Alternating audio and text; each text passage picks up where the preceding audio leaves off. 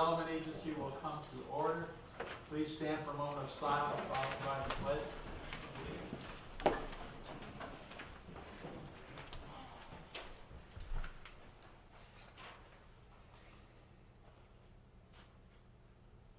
Mr. Donahue.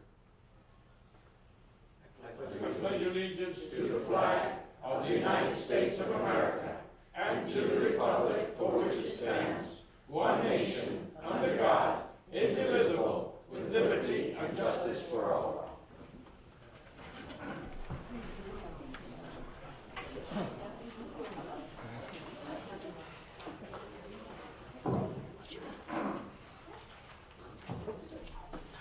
Call the roll, please. Mr. Rosano? Here. Mr. Donahue? Here. Ms. Spearman? Here. Ms. Simone? Here. Mr. Pellegrini? Here. Item number 1, minutes for approval. So moved to approve. Second. Discussion, public. Call the roll, please. Oh, You have a question on the minutes? Not on the minutes. Oh, okay. Mr. Rosano? Yes.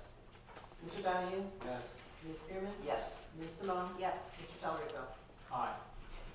Before we get a public discussion, I had a request from our CRA folks to add an item to our agenda, so I'll add it after our public discussion.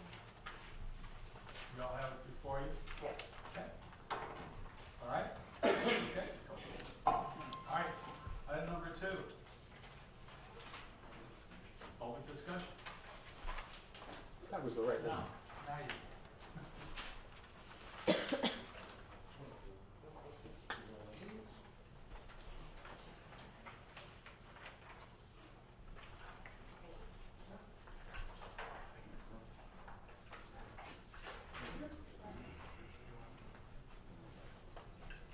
Hi, Phil Highlander, 6993 Northwest 5th Place.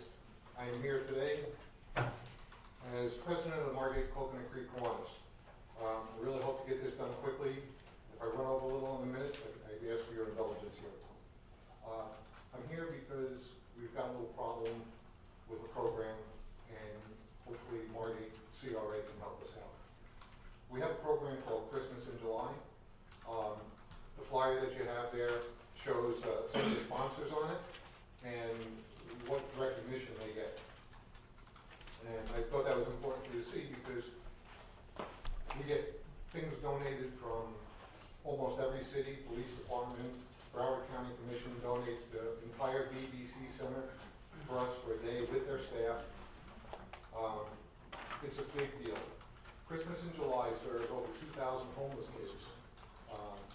In July, I think it's the 17th this year, it's a Saturday. They get a backpack filled with a full set of clothes, shoes, sneakers, all sized to them. Cards have been filled out for months now. Diapers for infants. It's a big, big program. It's put on by the Kiwanis. All of the Kiwanis clubs in Broward County cooperate with this. We supply most of the staffing over there. Food is donated by Penn Dutch. Nestle donates water. Everything is donations, because we could never afford to do this on our own. The school board donates all the buses, 20 or 30, 40 buses and drivers all day long on the weekend. There's a lot of things that are donated. What we're looking for is the CRA to donate 2 empty storefronts out of their building. We had a place lined up right up until last week. Mary that owns Ed's Auto in Margate, they have the property to the north of that, that's Savino Weissman and Bennett, and there was an empty store in the middle. We used that last year. We had plans on using it this year. They rented it. And it just happened last week, and we're scrambling to try and find a packing and sorting facility. We don't have any place to put all these donations that we get and put them together in the backpacks and label them in boxes for the program. If there's any, it's a last minute thing, and I know how you guys hate last minute requests, but we didn't know about it until last week. It just happened to us all of a sudden. We would provide insurance, pay for the utilities. It's run by a 5013C corporation, so you can get a donation for whatever the rent is as a write-off, although I guess for the city that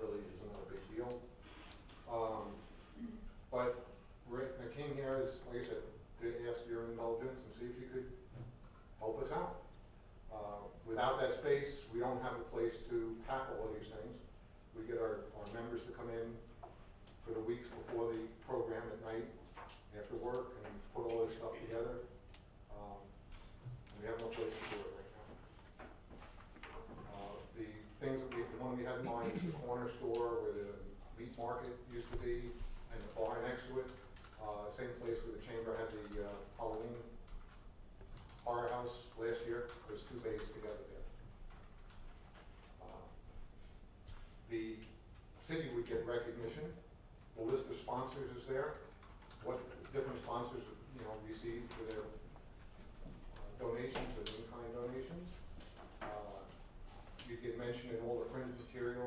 The city, I guess, would be actually not Margate, but be the Margate CRA. Any other material that we print up, any notices that are sent out, Margate would get played up real big in this. When do you need this?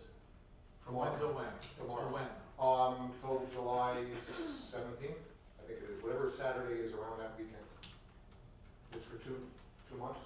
All right. Ms. Pearman, you're first. Well, I was gonna ask which storefronts you were looking at, and I'm gonna ask if we can do this legally. I think we might be able to do this legally, Rachel. Here's the problem. Ask the attorney. Oh, This body, unlike the city commission, is not general purpose government. We don't have the duty or power to simply donate to charities. Now, if the board makes a finding that this furthers a CRA purpose, and I think one of the provisions of the plan is to draw people downtown and to promote, the CRA? the center portion of Margate, it might pass the straight face test. But I have to tell you, we've never had this type of a request come before the CRA for simply giving to charity. There has to be some type of furtherance of the CRA plan. How about if we lease it for $1? That's what I was gonna say. It's the same thing. Okay. It's the same thing. Now, if the city wished to donate that rent, that could happen. But But it it would, had to go through us first, wouldn't it? Because it would have to go through you, but it would have to be approved by the city commission. Essentially, you would have to come from the general coffers of the city. and pay the rent Exactly. to the CRA for that. Yes. Come on, Rachel, chime in. Oh, go ahead, I'm sorry. Well,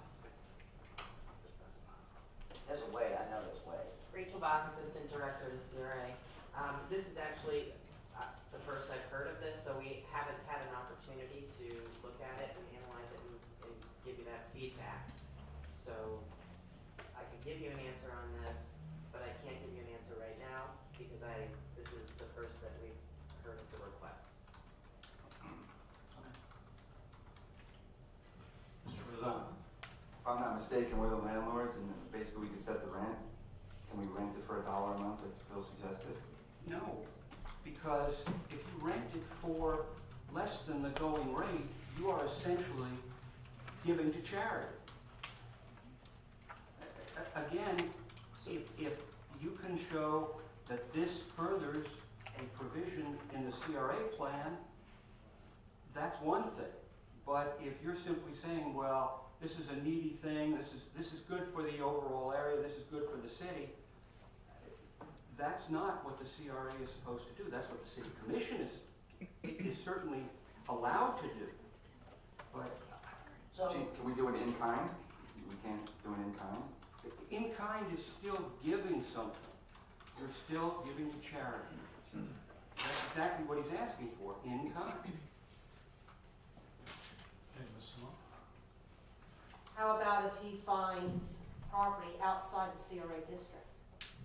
Can he find property outside the CRA district and then bring this before the commission for their approval? Yeah, or as I said, if the city commission wishes to delay the CRA finding a public purpose for the city, it can be done. So why can't we do that, Jim? We can. Approve them tonight and then contingent upon our next commission meeting Sure, you could approve it contingent upon the city commission approving it. not only approving it, but paying for whatever the going rate is for 2 months. What's the rent? Our rent rolls vary, but we do have some fairly low lease rates for just storage. We do have tenants that are using storage areas. I would have to So we could, evaluate that maybe with the property city could get manager. us it at a storage discount? And then do we get 2 months free like the other, tenants do? You'd have to Really, you'd have to make that decision, the decision between the CRA and the city commission. So Gene, can we make a motion tonight to approve it contingent upon the city commission meeting? This way you can get in. Contingent upon the city commission renting it Approve it. for this purpose, yes, you could do that. I would like to make a motion that we approve the rental in lieu of conditionally passing it through the city commission. To pay for the rent. Pay for the rental. is there a second to that? I'll second it. Ms. Spearman, you had your light on, did you want? Oh, no, I had it on before I asked how much. Discussion, You're gonna give us a good deal, right?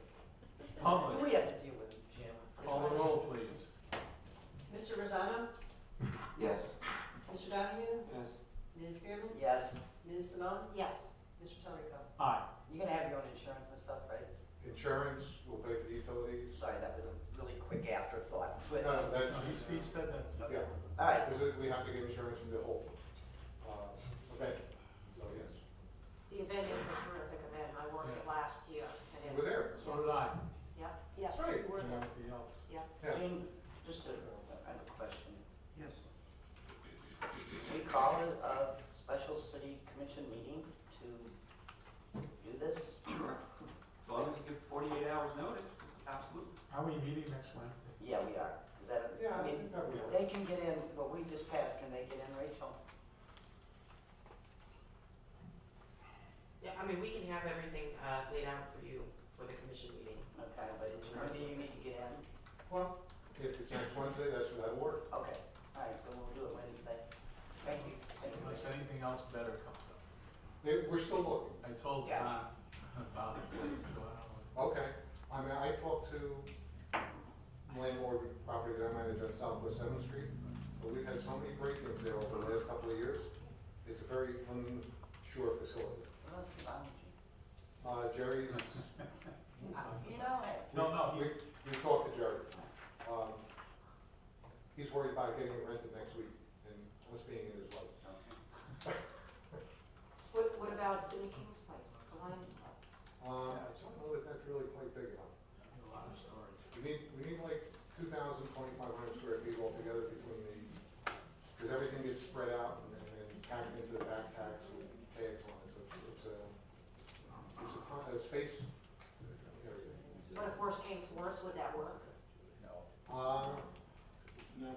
I haven't been in there in a year, so I'm trying to picture, I don't think so. No, it would, believe it, It's not been there a big lot. Well, we got it fixed for. All right, Mr. Rosano, you wanted to say? Yes, it's, nothing is coming from the CRA for this. Would you guys like to discuss possibly sponsorship? No, we can't, again, we can't. That's what no, he that's said. exactly what we can't do. So going by what you just gave us? No, No? this is a body that can't, this is not a general purpose government that can provide for the Okay. general welfare of the city, including charity. The city commission can do that, the city can do that. The CRA can't do that. It's just not what it's supposed to do. Okay. Question. Again, Go ahead. really bad afterthought, electricity and stuff like that, you guys take care of that? Yes, all the utilities. Yeah, Yes. just say that. That's twice now I've just gone through what you said, huh? Just, sorry, It's because I was trying to figure out an answer. that's okay. Okay, thank you. Okay. Thank you very much, appreciate it. Anyone else, public discussion? Okay. Item number 3, resolutions.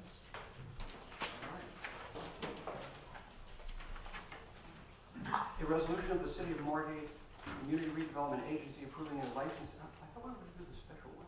Okay. Oh, I'm sorry, yes, I apologize. Okay, the special one.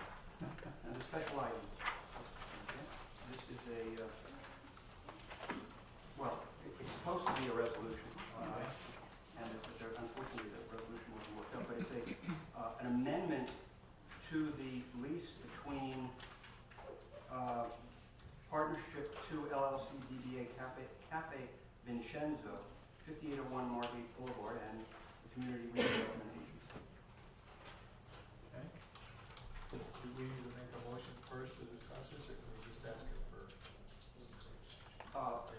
Mr. Chair, if you recognize this item and no one objects to it, Okay. it can be done. What's up, Rachel? This is one of our tenants in the East Plaza, Cafe Vincenzo. They are in the process of trying to capitalize their business, and they've come to the CRA to request that one of our standard pieces of language in our lease terms be changed so that it would be a better fit for their financer. And with that said, most of our standard leases have a 30-day out clause for the CRA, meaning that we, as the lessor, can give any of our tenants 30 days to vacate the premises. What this applicant is asking for is 365 days, which is 1 year. And this would be due to his ability to capitalize and bring in some more money to grow the business. You want to make a motion for that, or not? So moved. Second. Any discussion? Public? Call the roll. Oh, wait, we've got one. Rick Ricardi, 4829 South Hemingway Circle, President of the Chamber. This 30-day option, it's in all your leases. I mean, that hurts all businesses to be able to capitalize anything. I mean, nobody really wants to even move in there. It hurts them to move in. And everybody knowing that everything's going on around the city, it's hard for anybody to want to move in and say, I might be out of here in 30 days notice. I mean, it's one of those things that, you know, I would think if you're flexible enough to be able to give one guy a chance to do that, you know, as long as you're not going anywhere in a year, I would think that would at least help that business. Just my 2 cents. Thanks. Rachel, I have a quick question. What does a 5-year lease, 30-day out mean? That means it's 30-day lease, basically? Well, more or less, we're signing 5-year leases, but we can and we do have the ability to give them notice 30 days, within 30 days to vacate. Isn't that a major problem trying to rent these places? I mean, the key to a lease, as we all know, is the key to a business is the lease. Yes, I mean, it definitely is an issue. You know, and on the flip side, that was a policy decision that was made some time ago, with the expectation that these buildings would potentially be demolished or redeveloped. So, yeah, there's pros and cons, I mean, obviously. is it something that we should look into, maybe raising to a minimum 1 year? For the out, Yes. the 365 To days. try to get more people in? We can look at that and report back to you the next meeting. Mr. Chairman? Yes, I was gonna say, do we think that we're gonna have anybody that in the next year or whatever coming in? I understand the reason for it, and it's logical.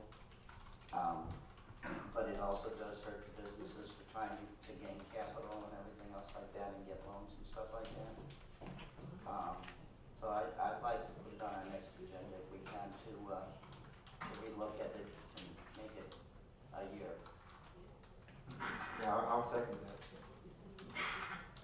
Well, let's do the first one first. First We one have first. a motion on the floor. Could someone repeat the motion, because I did not get it? To approve the revised lease terms with Cafe Vincenzo. Change it from 30 days to 365 days for now. Okay, one, Mr. Seinfeld, you wanted to say something? Yes, I just wanted to say there perhaps is another way to do this. We certainly could give more than 30 days. We also could provide specific conditions under, for instance, 90 or 120 days notice, that being a plan, a development approved and by the Community Redevelopment Agency, and make it only under those specific situations where there's actually a development where the board deems it necessary to utilize the property as part of the development, something along those lines as well. So maybe there's a middle ground that Bring that back too as well, you know, so that we can still try to work it out. Did you want to say something on this motion? On this motion now, I'll come back to it, thanks. Call a roll. I'm Mr. sorry, Rosado? Mr. Donahue, wait, did you I want? just wanted to ask, what our attorney had just said about, doing the variations or the changes in it, and then having some out for us so we can do that, should that apply to this particular parcel? Sure, we can always come and readdress it, right? Well, once you approve this, you have to get the consent of the other party to do it. So if you're granting him a year, if you want to adjust it downward, I mean, we have given a year to certain of our There tenants. are other businesses that have. Again, it's up to you, it's policy, you know, this is a commercial situation, if you deem it, that situation. Yeah, I mean, this really is, as Mr. Steinfeld had mentioned, this is a policy issue that we have so that internally we can execute and expedite leases based on our standard terms, which is the 30-day out.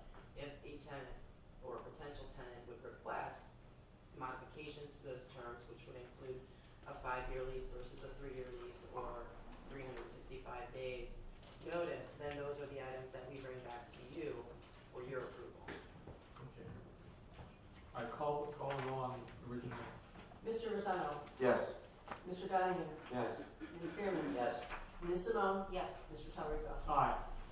And what was your other motion now? to bring it back to the next CRA meeting with the, 1 year or whatever, Gene. Well, Give us a couple options, how's Right, that, exactly. for discussion on the next, give us a few options. Is there a second Yeah, Tommy said. Second. discussion? Discussion. Rachel, if somebody has a 5-year lease and they're out in 1 year, are we responsible for the remainder 4 years that we go to business? Yes. We are? It's a contract. If you breach the contract, if someone has a lease for 5 years, and the city absolutely needs that property in a year or 2 years, you're taking someone's property essentially, or it's a breach of contract. So, okay, so why do some have 5 and some have 30 days out? Well, I think, and Rachel, correct me if I'm wrong, we have also tried to create a viable commercial situation to get someone like the shoe, The shoes to go to beauty supply store, we had we The had, bigger the business, the longer the lease? yeah, and it was a very big space, Okay. and in order to get them, they said, look, this is the only way we're going to be able to come in. But what about the guys that have been there for 15, 20 years? Right. The little mom and pop stores? Well, that's it, and that's the difference between, in a shopping center where you've got a small business, where you've got an anchor store, very oftentimes there's much more liberal terms to a big anchor, you know, a Publix or It's also more a liability. Walmart. Excuse me? It's more liability in the long run. Oh, yes, no doubt. No doubt. So what I'm saying is I think if we're gonna give 5 years to the big stores, why not the people that have been there for 15, 20 years, offer it to them also? Well, I mean, it's that's a up, portion of the rent. that's up to you if you think that's the policy that the CRA should make. There may be people who disagree with that, but that's not, you know, it's legal to do it. Okay, thanks. Ms. Fairman? Okay. What we have here, it's kind of the same thing we have on the city commission. We have a board that did not make these policies, but are now sitting up here having to live by the policies that weren't made by this board. So maybe we need to have a discussion or something about the leases with the new commission, with the new board, so that they can go and say, we agree with this, we don't agree with that, because again, you've got 4 people that are sitting up here basically that didn't make these original policies. And I don't know if these 4 people still want the same policy, so maybe we need to have that at one of our next CRA meetings where you can discuss what exactly is in the lease and what our options are for changing certain things. You know, you can give us the pros and the cons and things like that, and what our options are. again, like I said, you're kind of stuck with a new board, basically, that didn't make the rules, and now, And that's what we'll discuss at the next. yeah, if she can come up, they can bring us up stuff, and then we can make the decision if we like this, don't like this, change it, because it is policy. Okay? Anyone else? Public? Call the roll. Oh, you want to talk about us changing this? Just one thought. Phil Highlander, 6993 Northwest Fifth Place. If you do change it, this where instead of a 30-day to a 1 year out, starting with Vincenzo's, you make all the other leases fall due for the 30-day out, their year end the same time. So you're not worried about, if you start thinking about developing the property in December, then you have to worry about a lease coming up in January, in March, in February. It kind of like buying Medicare, you know? You got an open enrollment period. Everything comes due on the same day for all the tenants for their out clause. Not a bad idea. Anyone else? Call the roll, please. Mr. Rosanna? Yes. Mr. Donahue? Yes. Ms. Spearman? Yes. Ms. Simone? Yes. Mr. Tonnetto? Aye. Item number 3, resolution. A resolution of the Market Community Redevelopment Agency approving a licensing agreement between the Market Community Redevelopment Agency and What's Cooking Inc. What's the wish of the commission? For the board? Sorry. So move for discussion. For a second. Second. Go ahead. Your recommendation is not for August and September events, and I'm wanting to know, do we have an August and September event that the CRA is putting on? No, we don't have anything scheduled at this time. So why are we, I mean, this has become almost a yearly thing when they come in and ask for all the way up till September, and it pretty much goes pretty well. It's pretty well received.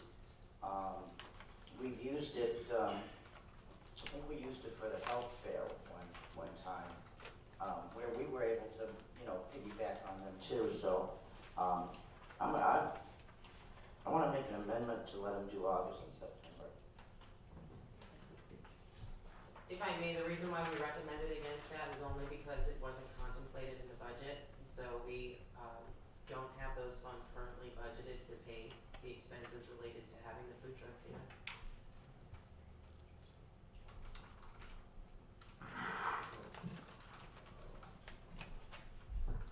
Is there a second? I'm gonna second that motion. So we gotta find the $2,000 first. What is it, I'm sorry. Maybe I can make a clarification and explain the funding. We actually are recommending that we extend it into May and June, which will then put us over budget by $2,000. But we have been able to find the funds for the $2,000 in order to extend it from May and June. July, we have the funds already budgeted for the 4th of July activities, and so we're proceeding with that. In August and September, it would be an additional $8,000 to host those events. Well, what do we do for the $8,000? Because I think it's just the food trucks, and they bring their own DJ and stuff like that. We actually have to pay for the tents, we have to pay for the portalettes, we have to pay for the cleanup, we have to have it staffed, we have to provide for the stage. No, we don't have the stage. We don't do the sounds of sundown. When they come for their 3 months, we don't have the sounds of sundown. All we have is the food trucks.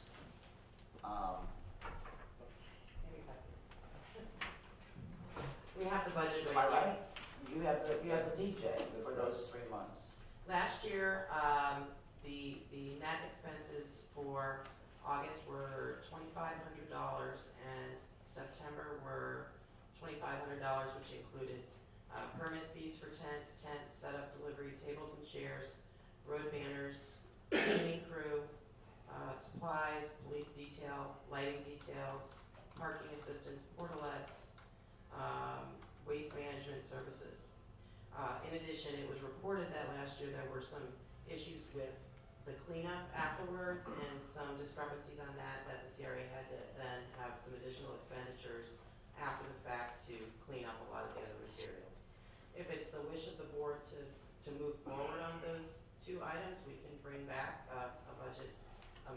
to you at the next board meeting.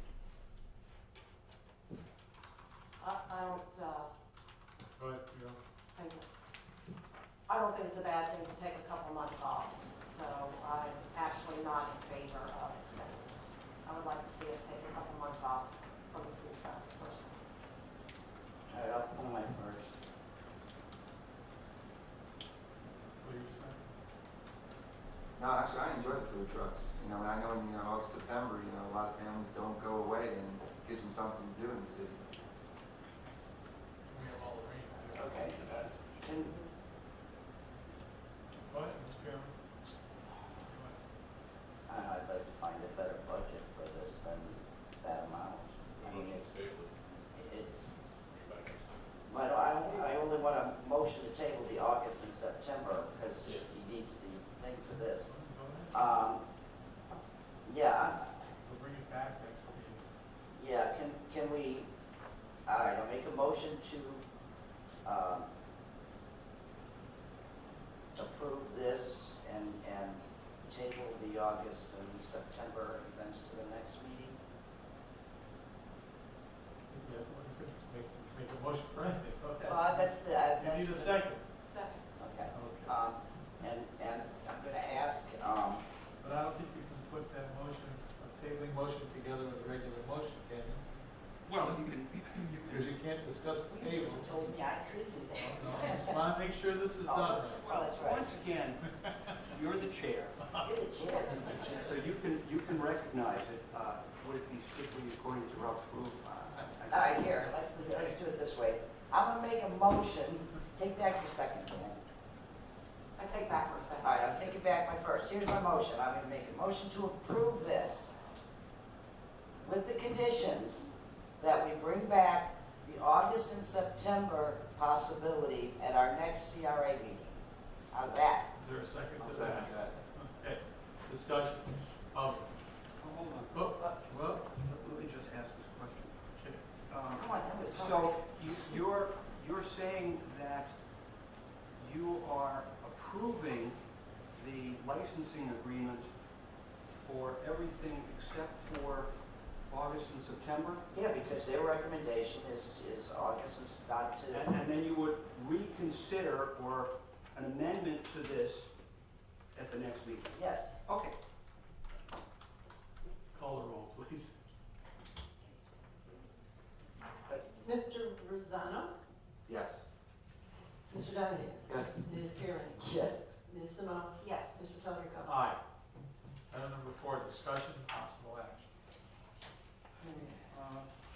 Approving a request from O'Mara's Irish Pub to hold a fundraising event at the Chevy Chase Plaza on Sunday, May 18th, 2014. What's the wish of the board? So moved. Second for discussion. Go ahead. We're not recommending the donation of the stage, at a loss of $240. Am I reading this correctly? I don't have the greatest memory, but I think we did do a benefit over there, a while back. It was for Eatery Jan's, grandson. And I believe the CRA gave the stage to him and let him put it up in the, grassy area up there to have their bands and stuff like that.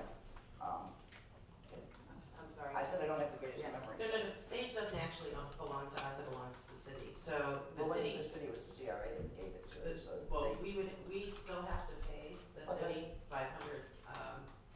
So if we went ahead and donated it, we would basically be paying out more money to have the event on our property, that's all. then I would amend it that we pay for the stage. Second. I'm All sorry, right, Doug. Just wanted to add one other note. This will be used the night before at Sounds of Sundown. So there are sometimes, from what I understand, some maintenance type of work that may be needed to the stage. So if there is any issue like that something needs to be worked on, there's any mechanical problem with the stage, that may not be known until right after, the night of the Sounds of Sundown event. Just, if y'all do move forward with doing that, that the event sponsor may want to have some contingency plan in place, just because it's gonna be used, couldn't necessarily, we may not be able to guarantee that it's gonna be ready to roll right away the next day, just in case, something comes up. Okay, we can, the issue, look, come up and, no, come up here and say that on the record, because, not that we don't trust you, but I don't want you yelling at us, but if by chance the stage cannot be maintained or brought over, do you have a contingency plan that you can use without it? Can I just throw something in real quick? I know other cities let us borrow their stages, don't they? And we swap at stages back and forth. That's for city-sponsored events, though. I don't think we want to get into that. I think we'll just take the chance that It'll work. it'll work. Yeah, I mean, worst case scenario, we'll figure something out. Can you please give your name for the record? Bill McDonald, 1049 North State Road 7, Margate, Florida, 33063. Okay, now on your plans, can you use that grassy area for your, No, I submitted everything to Ben, and there is no electricity at that end of the plaza, so we're gonna do it at this end. did they put the stage at this end of the plaza? Ben? That's what I submitted to Ben. I know, but with the stage, I don't know. Or Doug, somebody, Let Mr. Driscoll address that for you. can they put the stage where they have it on your plan?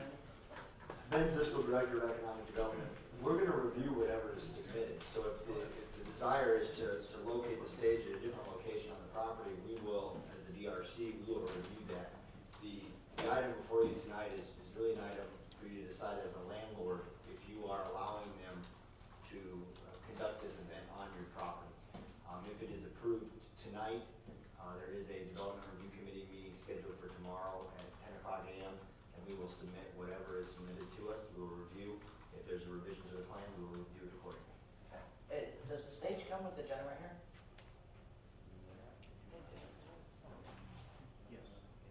It does come with the generator, right? So it would have electricity, because the generator runs, there's no electricity when we have it over there either. We run it off the generator.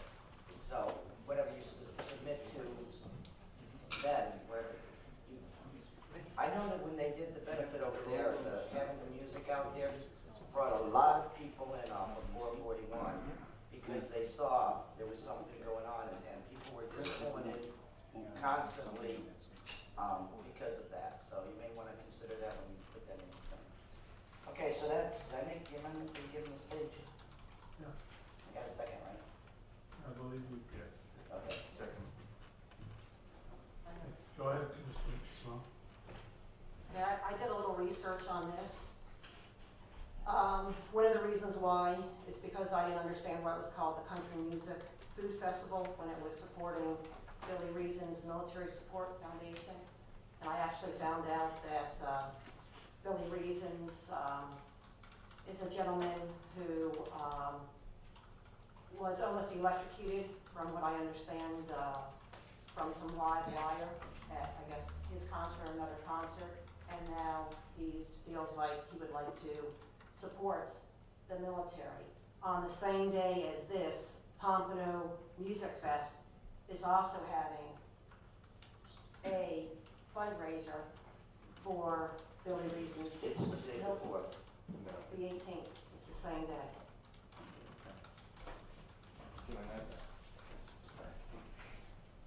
Ms. Simone, that's actually been canceled. Oh, okay. Let me go into this real quick. What happened?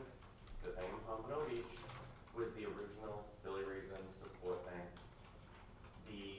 If you read into it a lot, you'll see that it was actually being done by the same company, Billy Reasons, and a company called Livestream. This Livestream company came back to Billy Reasons and said, "We'll do everything, we'll take care of everything, sign this contract." They said, "Okay, no problem."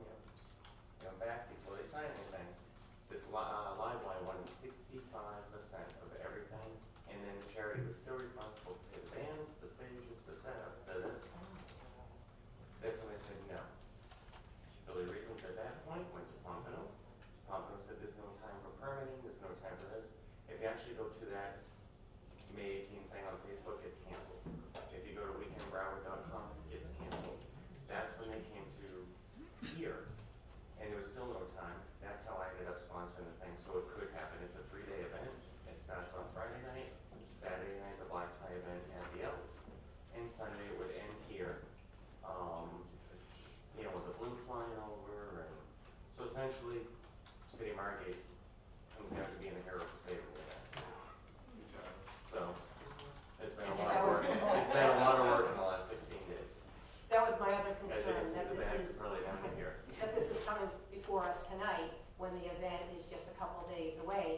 know that it's already been advertised Well, we have, on several sites that I was on as already being something that we were going to do. And I kind of had a concern. it's not advertised as you were gonna do it, always in the back of our minds, we can scale back and bring it inside. Worst case scenario, and that was actually discussed with Rachel weeks ago, that worst case scenario, we can still have it, because we have the patio and stuff out there, and the bands play on the inside. So that was already, it's already been a contingency plan all along. Okay. Either way, I was still gonna make sure the charity happened for this charity that I'm really gonna take him for a ride, Right. so. Okay, thank Is Larry the cable guy really a beaten? Impersonated. you. Wow. Call the roll, please.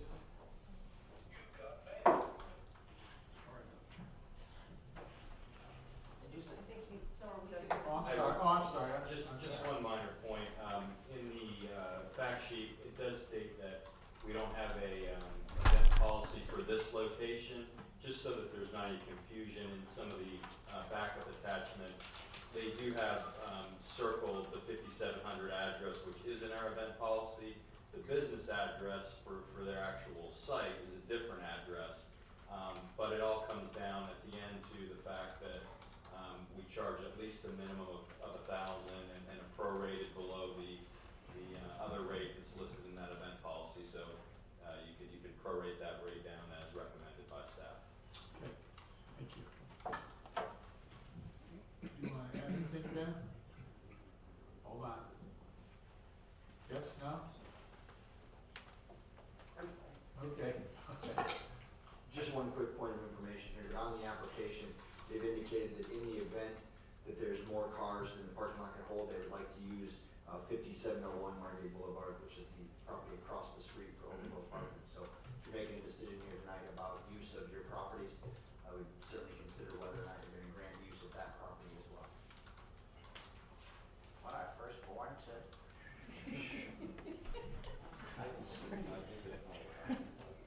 Okay. Wait. Now you just added something in here now. They want the swap shop property. The one on the northwest corner. Oh, were you do the We food? don't have a map. Well, the food truck. You have a map. I The don't food have a truck. map. Tell you where The food truck is. northwest Correct. property. Okay. No problems with parking issues, I hope you bring a lot of people to do.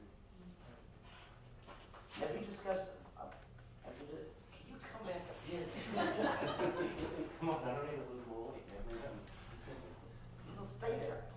Have you discussed this with the other tenants in the plaza? Because I know when we do things down there, we always are constantly getting a complaint about them not having parking for their business. How are you addressing that? Ben and I actually discussed it way back when. Rachel and I discussed it, and on the map that was submitted, all the handicap is open, and I believe there's, in the first row, there's 5 spots, second row, there's 12 spots, the third row is wide open. How are you gonna keep that wide open? Just out of curiosity. Well, pending approval, we're taking the food trucks and actually blocking it off. Oh, okay. Well, the food truck starts it and everything comes in from there. So that it doesn't get out of control or, and as far as the tenants, Oh, there's 2 tenants. There's 2 tenants open, which is the first floor of Beautyland. We're actually excited because as his exact comment to me at the Beautyland was, whenever there's a food truck out here, it actually brings me a lot of business. Well, they're excited now, but if you mess up their parking, I guarantee you we get phone calls. Oh, no, we've got people that are gonna be out there monitoring it. And the charity was. So now, what do we have to add for the parking? Pardon? Rachel, what do we have to add for the lighting and parking? Tell them, just make an amendment that they can use the other side of the street. Give them the stage, let them use Did the you other make that side. amendment? Oh, They making that amendment. I'm making that amendment. Is there a second to it? Second. Call the roll on the amendment, please. Which one? To add the parking across the street. So we had an amendment to pay for the stage too. Yeah. Okay, well, let's do the car first. Barton first. Okay, Parker first. Mr. Rosano? Yes. Mr. Donahue? Yes. Ms. Spearman? Yes. Ms. Simone? Yes. Mr. Tony? Aye. And now these paying for the students. Mr. Rosano? Yes. Mr. Donahue? Yes. Ms. Spearman? I really think you could put the stage in the grassy area. Yes. Ms. Simone? Yes. Mr. Tellerico? Aye. Now the motion as amended. Mr. Rosano? Yes. Mr. Donahue? Yes. Ms. Spearman? Yes. Ms. Simone? Yes. Mr. Tony? Aye.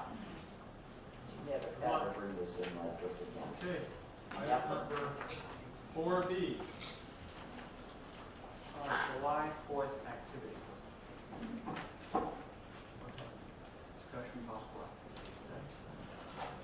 Who's doing the presenting on that? You? Executive Director Blau sent an email to the board regarding the July 4th activities, and several items to point out from that we would be seeking the board's feedback on. One is regarding the post-parade activities, which he indicated the cost associated with that of $4,000. Staff recommends using that money to go towards upgraded rides in the evening rather than the post-parade activities events. That's something you all can discuss. And there was also some discussion about whether to continue the music a little bit later. Staff's recommendation on this as well is to end at the time of the grand finale.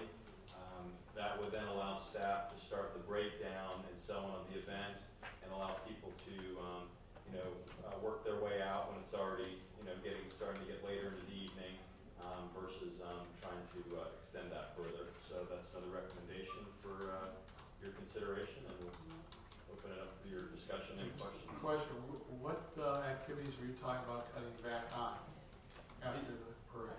It was whether there would be extended music. I'm talking, after the parade? Yes. That was, I think that may have been whether there was post-parade activities for like an hour and a half. That may have been doing the hot dogs and so on like you all did last year, whether you wanted to do that. If we do that, the note from the staff was to host that in the grass area adjacent to City Hall, if that was a desire of the board to still include that in the event. That was the 11:30 to 1 p.m. time frame. Mr. Rosano? My thought on this is, I look at it a lot, and we're trying to do bigger and better than last year. And I think that after the parade and people see that there's nothing going on, we know we're upgrading the nighttime project, but I don't think the people are going to realize that. They're going to walk around and be like, you know what? Last year this was so much better. So to take that out, even if we just gave them the hot dogs and let them go on their merry way, I think is the way to go. And continuing the music afterwards, I think it's a really good idea just to kind of break up the traffic. This way when the fireworks are done, everybody's not racing to their cars. You've got the older people that'll probably stay. The ones with kids will leave. So, I'm in favor of having the party after, whether it be for an hour, hour and a half, just so that people don't, compare it to last year and say, you know what, it was a lot better last year. Ms. Karen? Yeah, the post activities is not a deal breaker for me and I'm the one that wants it to not just end at the circle, but, last year there were a number of issues I found that I wasn't real sure if it went over that well, as far as the way it was. Ending it after the end of the fireworks, that's the grand finale, that's when you end it. Bands aren't gonna wanna sit there and wait while the fireworks are going on to get up and play 2 or 3 more songs, and it probably will cost you more money to do that. I like the fact that we have the grand finale, boom, everything's done. People didn't leave right away. People were still sitting down there, hanging out in the grassy area while everybody was leaving, with a little bit more quietness. My understanding is if we don't do the post-parade hot dogs, then it offers more in the evening, and they're gonna goes down Margate Boulevard, and that's where they're gonna put the bounce houses and the rides like they have for the Winterfest, I think. They're gonna use that money for that, which I think probably will be more advantageous, than the, the hour worth of hot dogs. If you can have this stuff in the middle of the road and everything down there. So I would go for the no post afterwards. And it's hard for me to get that up, but I will go for that. And, ending it with the fireworks display. Put the money towards the rides for the kids on the downtown area. What time do they have that starting? 5?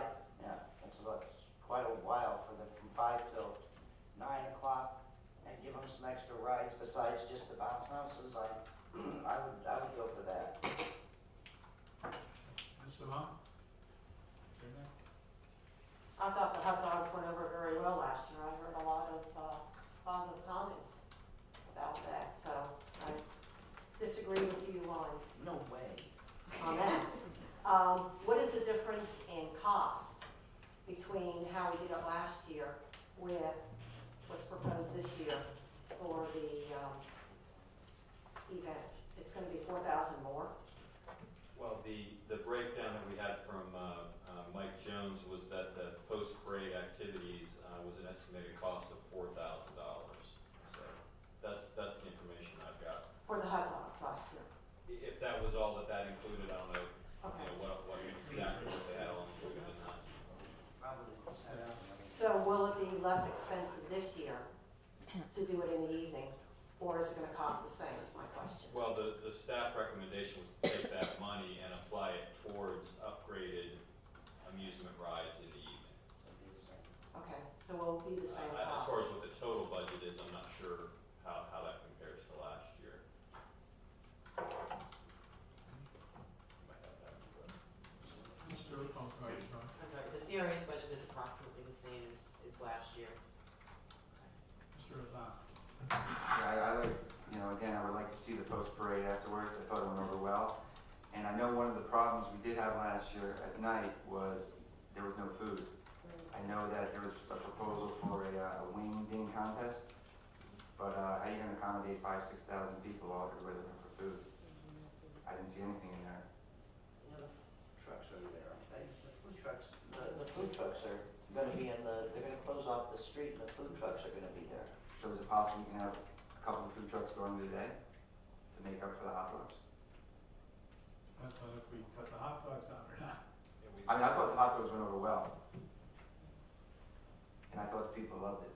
The way the format is recommended right now, after those post-parade activities, it's 1 to 5 at Calypso Cove, and then the evening event's starting at 5. So whether you would just have food trucks without other activity going on, I think that's something you want to look closely at Well, considering. I know you're saying that the hot dogs were $4,000 last year. I think that's an outrageous number. I think it was mostly city people handing them out, volunteers. What does 1,000 hot dogs cost? I think it's a lot, $4,000. Getting back to at nighttime, how many food trucks were they proposing? Because I know they only had a couple last year, and the lines were over an hour and a half long. He left. I believe he secured 11. 11? And they've already gone and done that as well. Okay. And I know that was part of the issue last year because it was at a later date when they tried to secure them. So I'm not sure how many he would be able to secure for that additional time period at this point in time. Okay. Well, once again, I'm a fan for the post-parade after the hot dogs, so. Mr. Donovan.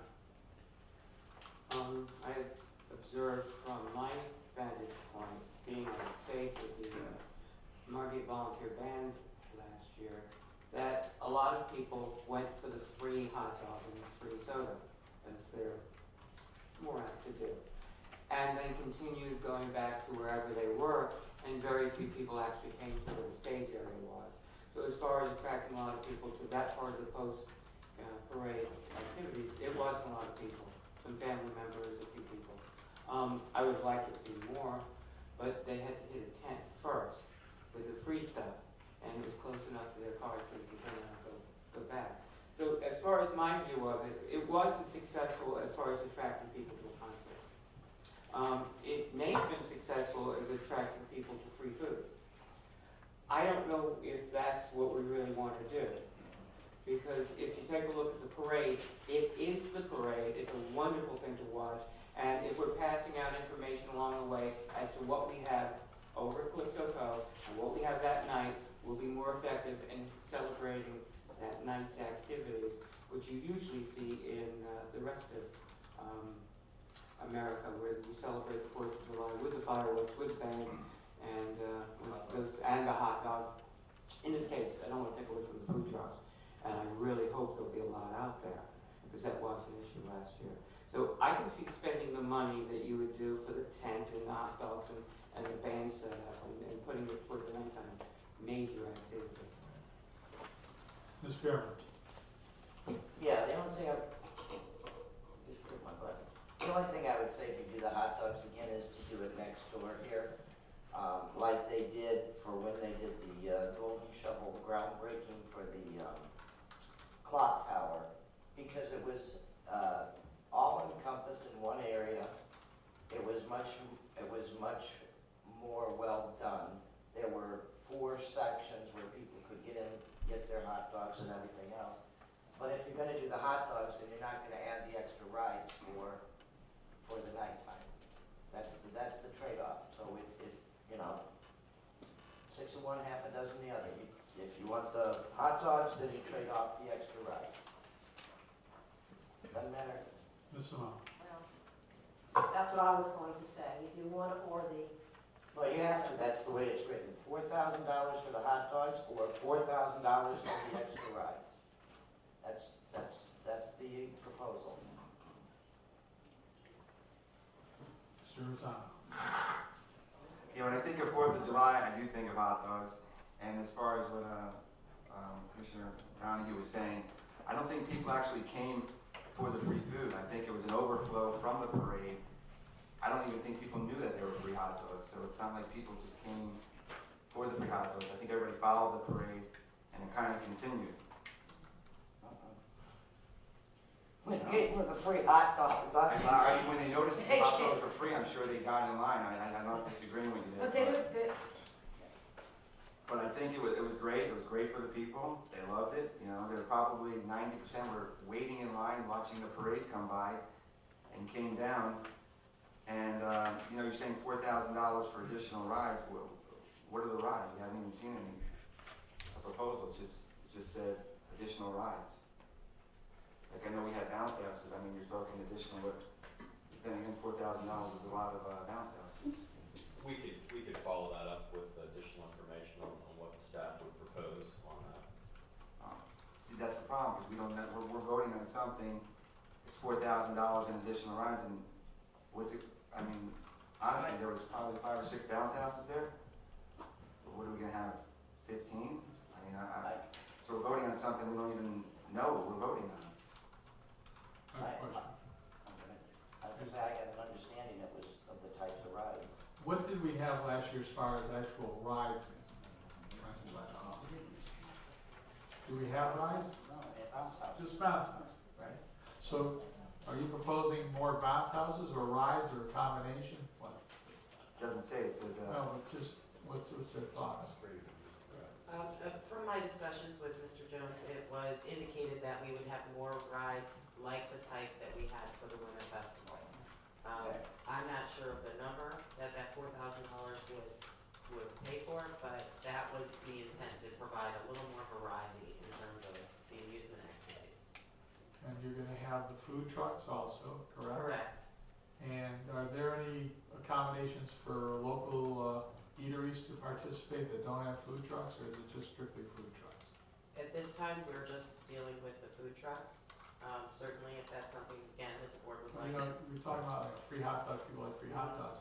Food trucks, you take a family with a couple of 2, 3, 4 kids, food trucks are extremely expensive. I mean, you know, even if you charge the buck for hot dogs, you're ahead of the game as far as how much money people have to spend out of pocket. Maybe we could do something like, I don't know, have somebody do hot dogs on their own afterwards. Not after the thing, but if they want to do it in the evening, or if they want to do it after the parade, I don't know if you want to. Well, certainly that could be an opportunity for any of the service clubs to do something along those lines as a fundraiser. Okay, Ms. Perrin. That's where we're at.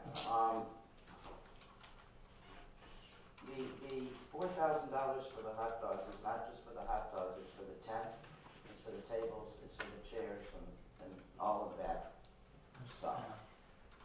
I don't know, if the, It's gonna be there at night, what's gonna be there? the tents, the chairs, the utensils. We had it up all night, all day, last year.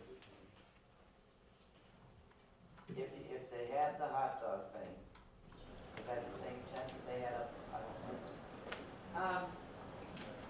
I think the issue that we discussed as well is that if we do the hot dogs and we do it in a recommended location, which would be over here adjacent to City Hall, then we actually would have to have an additional tent, because we would have another tent towards the front there.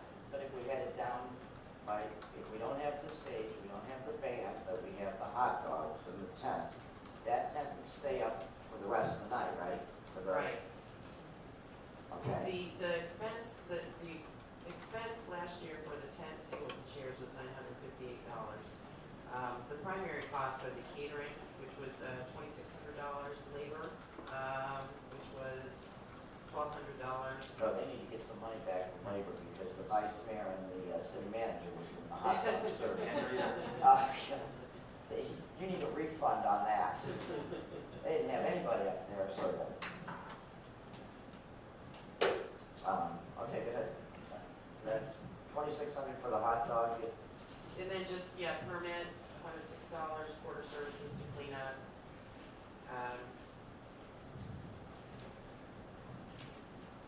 All right. Ms. Simone.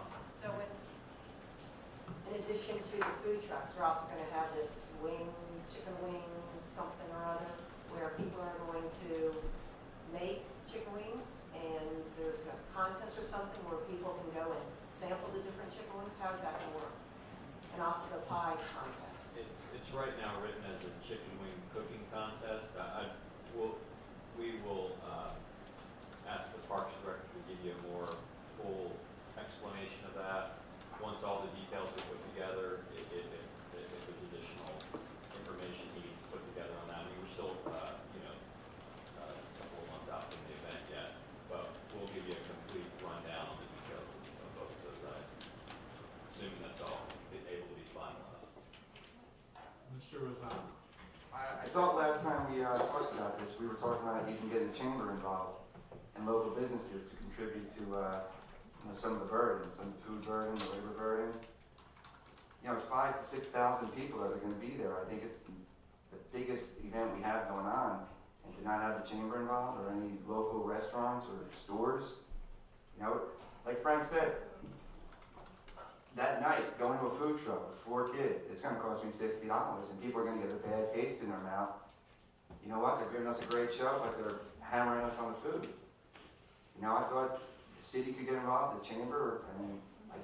When we talked about this last time, I just think it's totally different than what we're being proposed tonight. I'm not sure that those ideas are off the table at all. I think this is really just dealing with what our budget is in terms of the city and the CRA and putting on the event, and where this board and the city commission see the event going in terms of the expenditures. There's a lot of opportunities to engage other businesses and other nonprofits, and certainly as we discussed, I think even at the last meeting, even just the chamber selling drinks or something like that, certainly they can do it at a lesser cost. I think right now, we're just trying to get some consensus on the proposed plan that the recreation director put forward. Because, in terms of the CRA's budget, we're recommending to you how we could accommodate some of those requests that you had previously made for the last meeting. Ms. Perrin. All right, so if we have the hot dogs after the post parade, are gonna be, and that's where the tent's gonna be staged up. We're not gonna have anybody for the stage, so, for that, they're just gonna be coming down for the hot dogs and everything. Then that'll save us money as opposed to having it up here, next to the city hall, correct? That's correct. I'm not sure of the exact dollar amount But because I it, haven't it seen it. is, because you're already gonna have it, it's gonna leave it up there and everything else like that, right? Alright, so I'll flip again to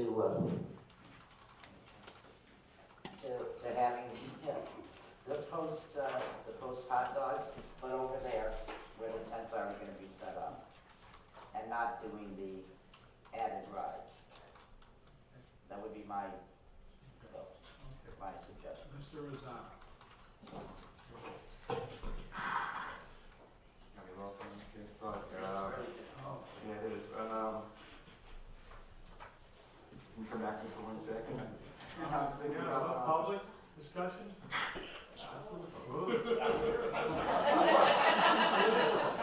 You're all gonna throw money at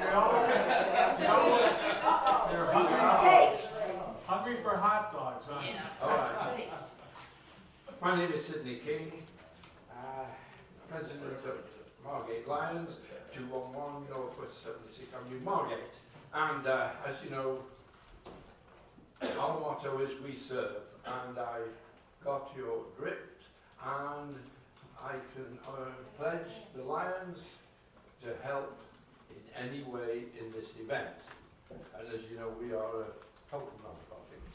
And if there is any committee work or anything like that, we always have a million ideas, and let's have a really great event. And the Lion, whatever you want us to do, we'll do. Okay, that's all. Thank you. King? Lion King. Frank, son of 7310 Northwest First Street, apartment 206. I guess I'm to blame for all this since I started this whole thing years and years ago. The purpose to having the show or the program after the firework, after the parade, was because in the parade, kids, Boy Scouts, all those people, we used to meet at David Park, and we had a stage there. At one time, the commission even gave an award out for the best float and that kind of stuff in the parade. But the purpose was the kids were all hanging out there, and let's give them something to do. The hot dogs are a good idea to give away, but I think the purpose behind everything is to, before the parade ends at 11 o'clock, before they go home for an hour at 12 o'clock to go to have lunch or to go back with their families or go over at 1 o'clock, is to have something for them to do, have something to keep them there, have someone to bring them back down. I think having the band play was a great idea. Giving away the hot dogs is a good idea. I think you just have to. It's just something to keep everybody there for another hour. They're there anyway, waiting to pick up their cars, waiting to pick up parents to show up to pick up the kids. It's something else to do, and it also brings them back downtown into the city. I think it's a great idea.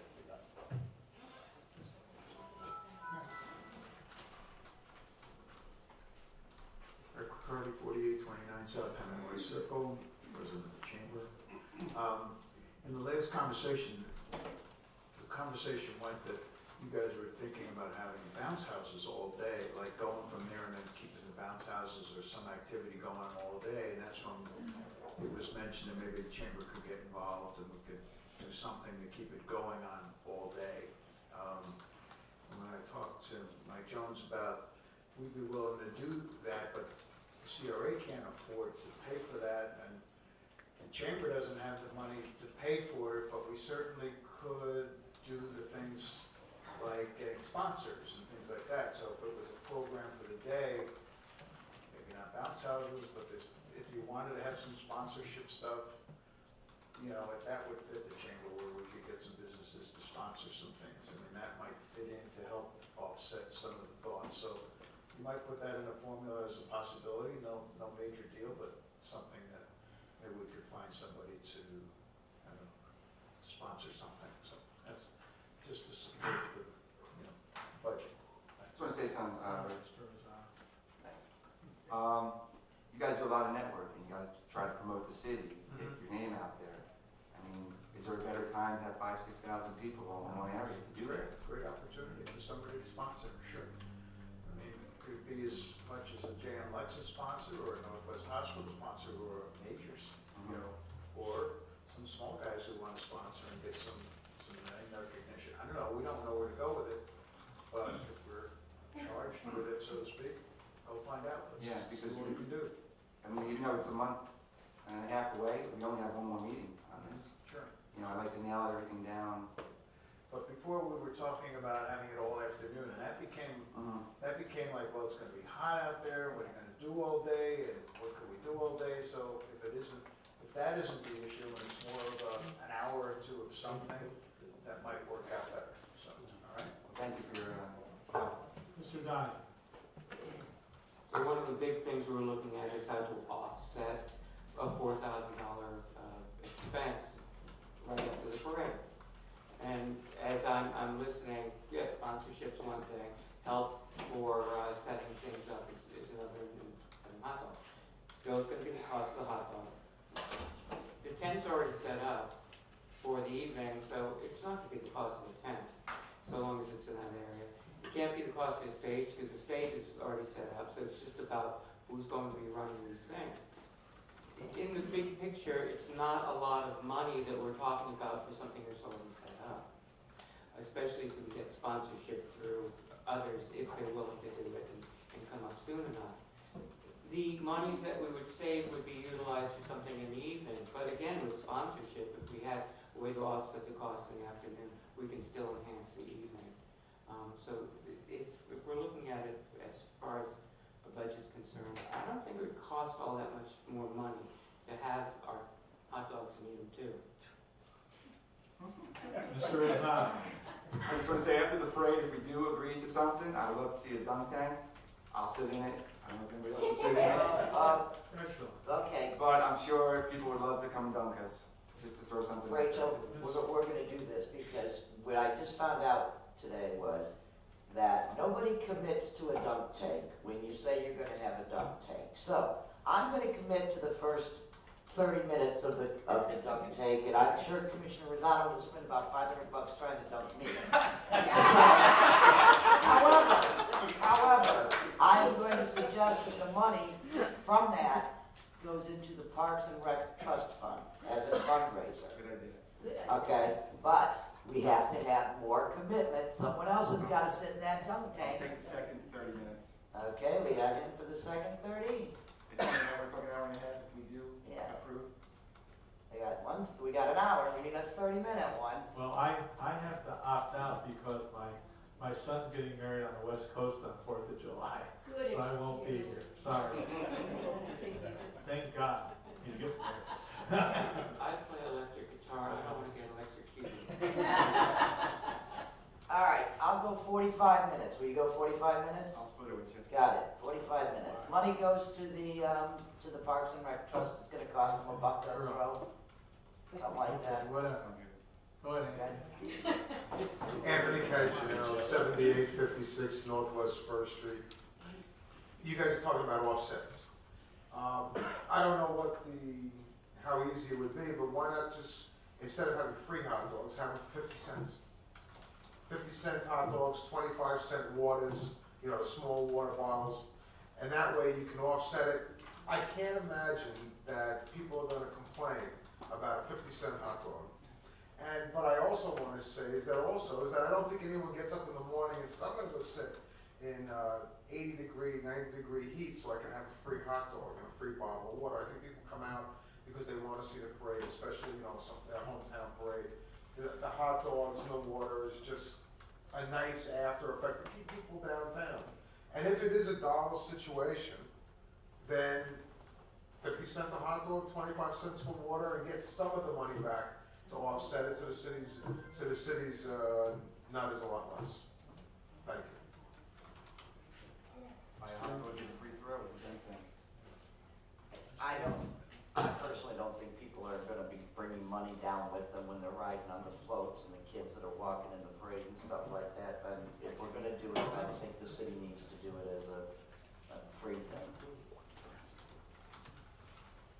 Cindy, you can't speak again.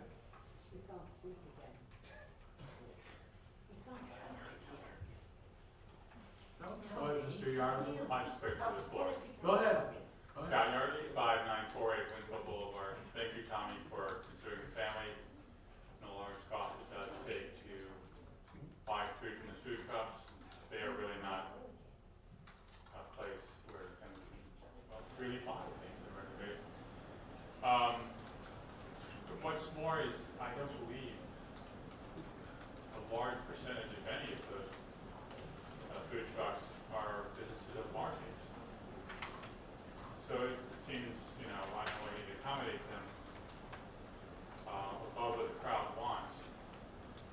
Now, I agree with what was said before, we can offset the cost. If they're gonna buy food for the food trucks, and people do very well on them, because usually you need for ID, if someone pulls you over driving there, and I always carry my ID if I have it, that they have someone who does hot dogs.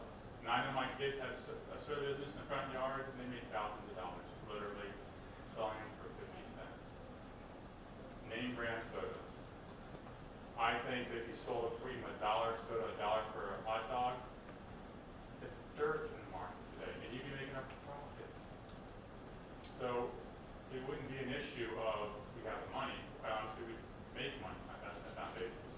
Or if you want to break even, you can go lower. But I don't see why we want to accommodate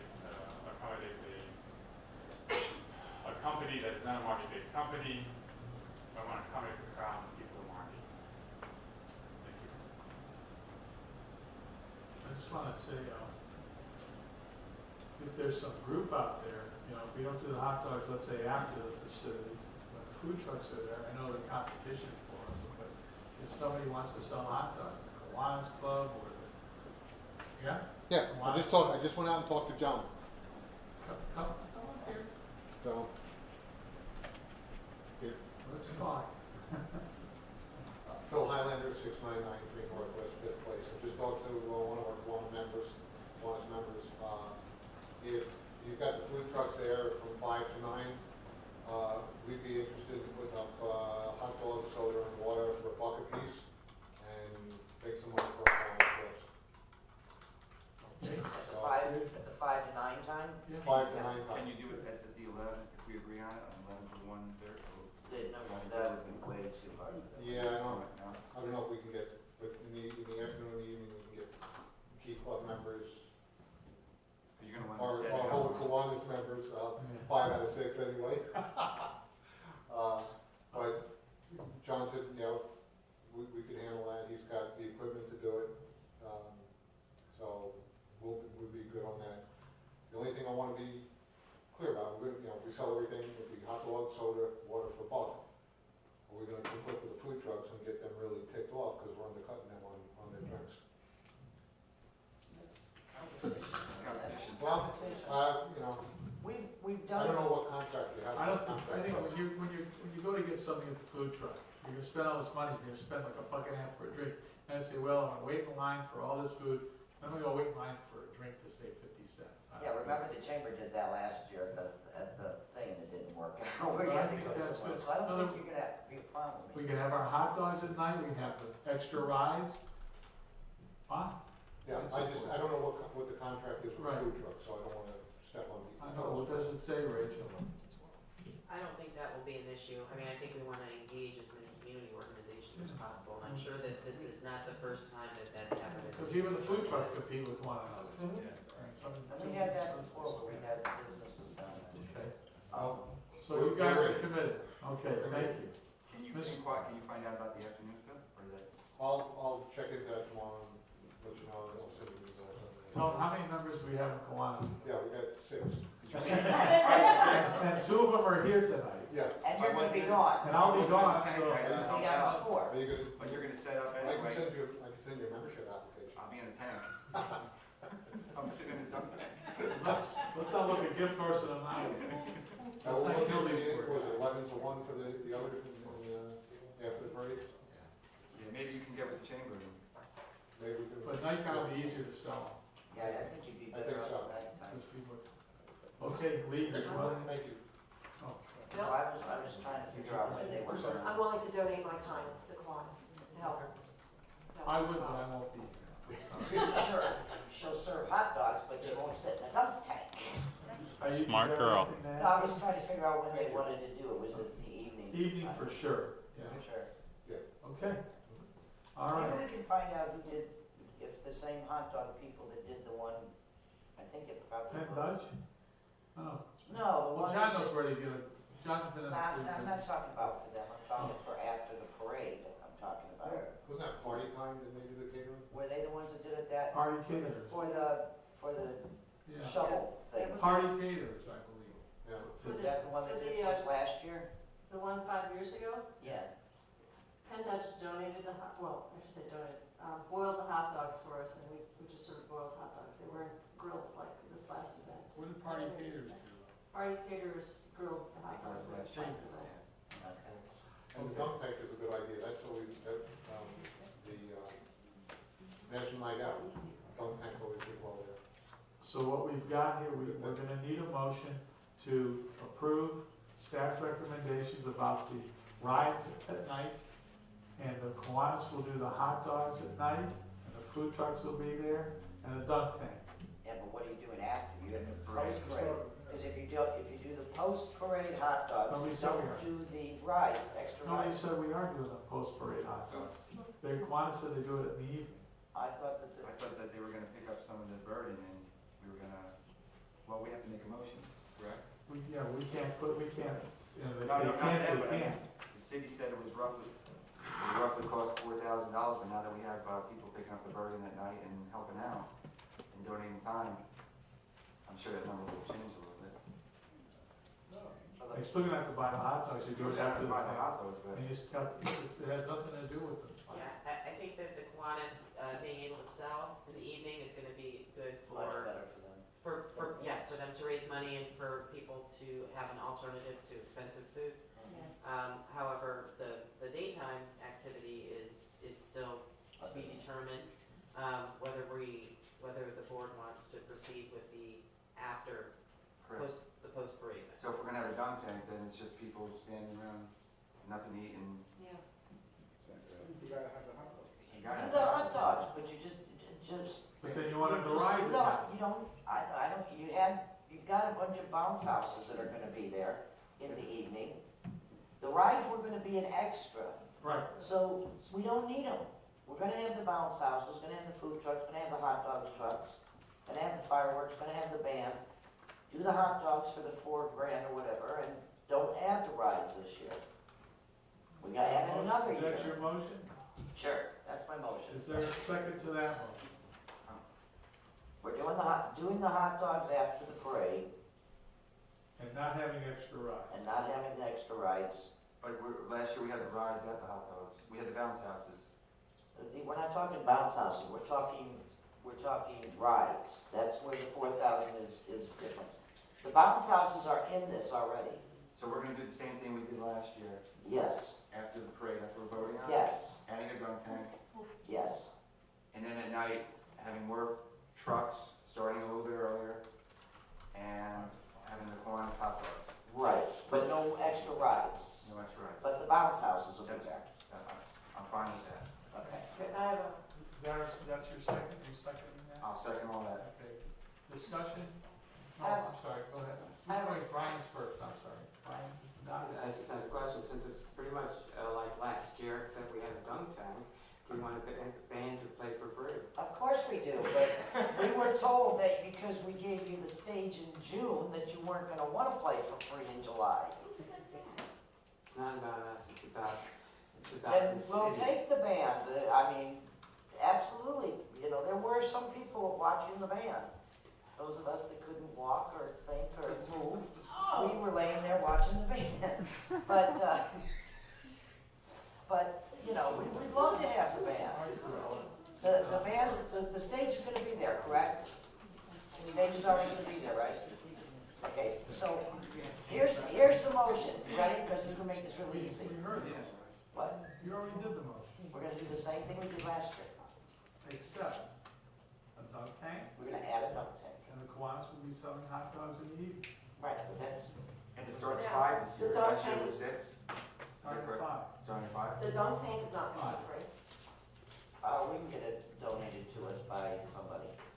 What Or do the you fire want you- department has one, or the police department has one, somebody has one, Fire- somebody has one. Okay, Mr. Now, Lowe? is that going to be with the hot dogs being free from the city Free. in the afternoon after the parade, with Kiwanis charging Whatever. Right. in the evening? Is that gonna be a conflict where people are gonna say, you know what, we got them free in the afternoon, but now tonight we You're have. not gonna get the same people. You're not gonna get the same people. I think it's, You want to say something? Is your hand up to Yeah. speak? You have to come up here. I don't think you're gonna get the same people, the people that, yeah, I don't think you're gonna get the same people. Teresa Christopher, 6600 Brandywine Drive South.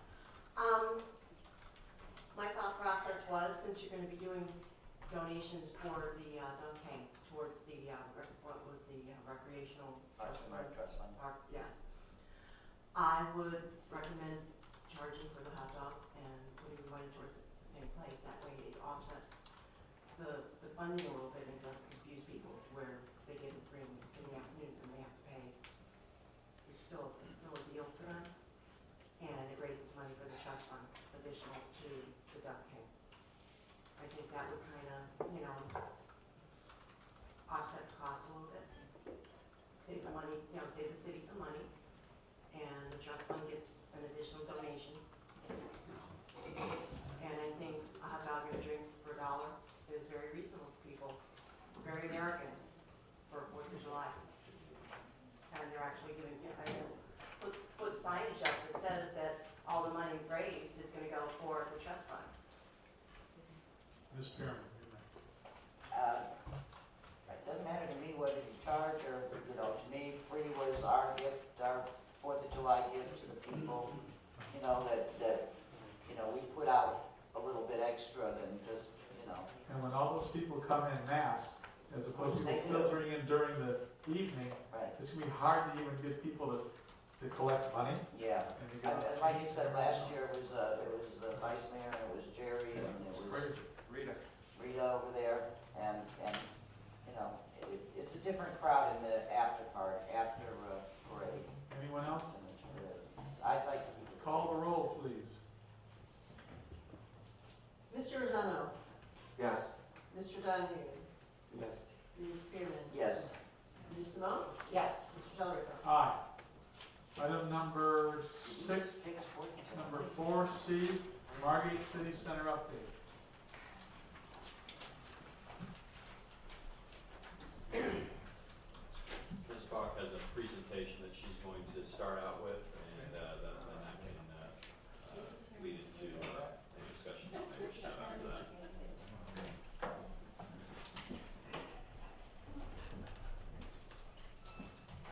Hi, good evening. I'm here to give you an update on our negotiations and the activities related to the city center redevelopment, and looking forward to speaking with the board and getting some guidance on how to proceed.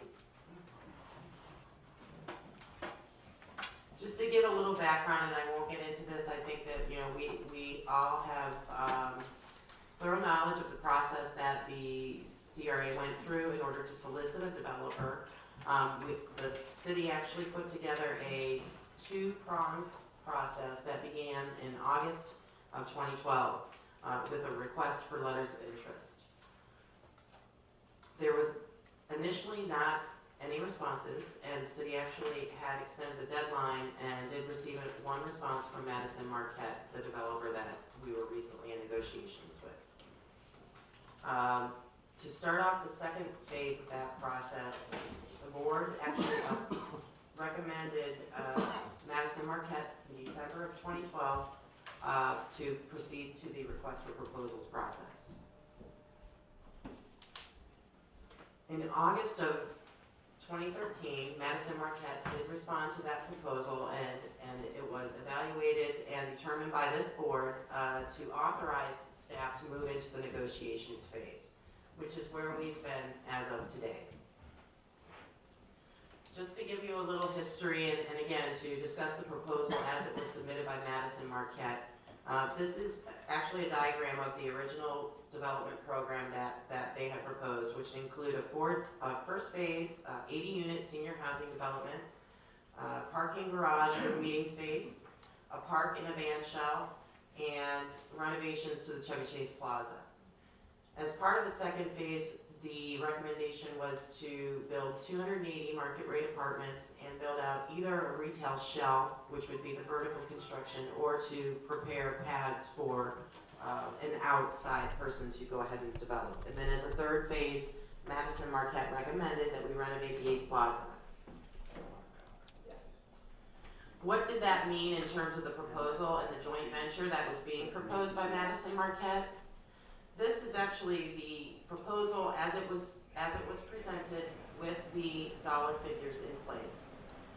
The proposal requested the CRA pay for $14.3 million worth of retail improvements, which would have included the refacing of those existing shopping centers as well as some additional commercial square footage. The request also looked at the CRA to pay for any of the public improvements, which would include the van shell, the park, the roadway system, the infrastructure, anything that would be underground, and that the CRA would contribute $100,000 toward the residential development. In addition, the master developer, who would be Madison Marquette, would collect a developer's fee in the amount of $900,000 from the CRA in order to manage that development process and manage that construction. Madison Marquette was going to operate as the developer of record, but also manage the construction and handle the leasing and the ongoing property maintenance and marketing in future years, while the NRP group, who was the residential developer, was to bring in their development and be responsible for that part. After November, city staff has actually spent some time meeting with Madison Marquette and discussing the terms as they were submitted in the proposal. And in the original proposal, there were a lot of, I don't want to say unknowns, because it was actually quite plain, but we wanted to confirm that that was the terms that were being submitted to the city for consideration. And then so we could move forward in actually developing some terms. So we had some significant meetings with the group and asked them to come back to us with a real-life Phase 1 project. In those last negotiations, which were approximately 2 or 3 weeks ago, they did come back with a Phase 1, which would include 280 market-rate apartment units on the swap shop property. In their analysis of what those costs would be, the dollars actually came in differently in that this project, they would invest $26 million, but they were looking at a financial gap of $6 million, which they were looking to the CRA to subsidize in order to develop that market rate rental. So based on these business terms, we feel that the CRA has come to an impasse and that this certainly is not in the best interest of the CRA from a financial perspective, but also from the perspective of using public dollars and public benefit.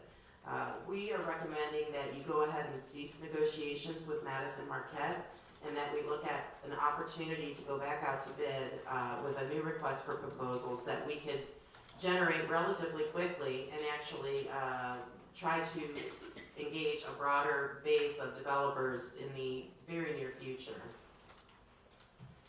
We can control the process. I think maybe part of the problem in the last process was that the city really didn't have the vision and the identity of what that city center is clearly in mind and focused. We've already started working on that. We'll control that process and put something together for the development community that's very clear in terms of what the CRA's expectations are, what our contributions would look like in terms of any kind of a development agreement, and that the development community would be very certain as to what they would be getting in return, as opposed to what we received in the past with the proposal asking for a lot of just financial contributions and underwriting. We've already established the street network and the parcels. And we have this basis that we've already developed in February for sort of a new way of putting out that RFP.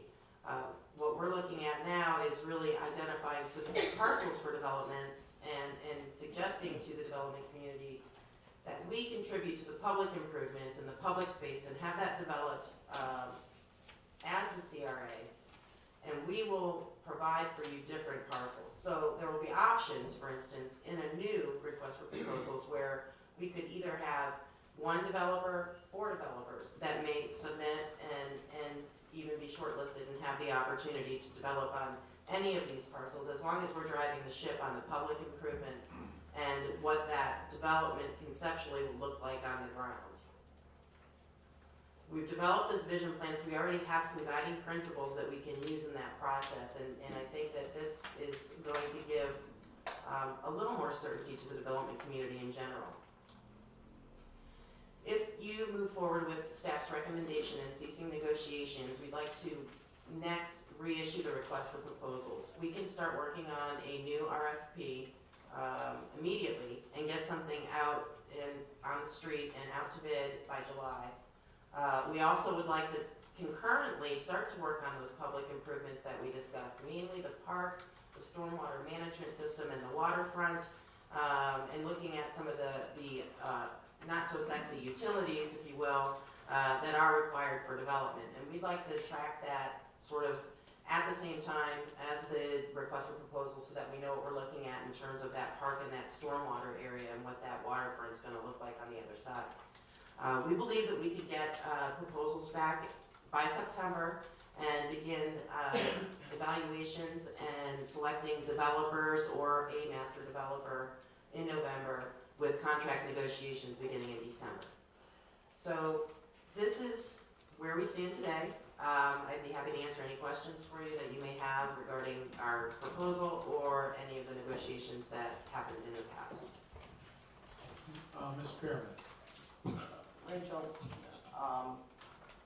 do we necessarily have to go with the developer? I mean, if we had a company come in and say they wanted to be a part of our downtown, and they wanted to build, like, say, on the northeast corner or the southeast corner of Chevy Chase Plaza, could we do that? I mean, it's kind of like piecemealing it, could we, or do we have to definitely have it? I'm starting to get a bad taste for development. I think maybe the question is, I mean, certainly, even in that scenario, it would be a developer. The question is the process and whether it's a request for proposals. Now, there's opportunity for the city if, let's say, you had a developer that came directly to you and you didn't have a solicitation out. You can accept an unsolicited proposal for consideration, but you still will have to go and put that bid out, even for a small window, per Florida law. So if, let's say, Longhorn, which we'll pretend, wanted to come in town and wanted to build on our property, we would have to go out for a bid for that? We could accept their proposal, but then we would still have to put out the opportunity for a 30-day period Okay. But it to is other development. all right, but once we go reissue a request for proposal, are we locked in? We can't do that, right? Or can we?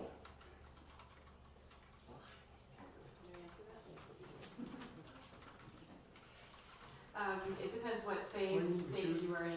Oh, I'm sorry, Kim Bruce Meister. Kim Bruce Meister, principal with RMA. It depends what stage you are in the process of the RFP as to whether or not you could accept additional proposals or not. What Rachel just described was an unsolicited proposal that came in when no bid was out. However, if you had a bid out and additional bids came in, it would depend, one, how the RFP was written, and two, the stage that you were in. I'm really not like developers. Yeah, they're really not that bad. No, I mean, it just seems like we get tied up with them, and then we go through a year and a half or 2 years or however long it takes to do it, and then we come to find out that they didn't bring us back what they said they were going to bring us in the first place. Where, you know, if I'm just wondering if there's a better way to do it than to go for developers. I mean, maybe if there's not, I don't know. There is, and if we can provide any consolation to the board, very often it's the beginning stages that are problematic, and I'm afraid that if you get off to the wrong start, like with anything, you'll find yourself in an extended, protracted either negotiation or bad situation. That's not always necessary. And I think what Rachel described to you is a situation where if your RFP is drafted in a way that's cut and dry, it's very clear, and the private sector knows exactly what you will do as the public sector, and they know exactly what you expect of them as the private sector, it's not a long, drawn-out situation.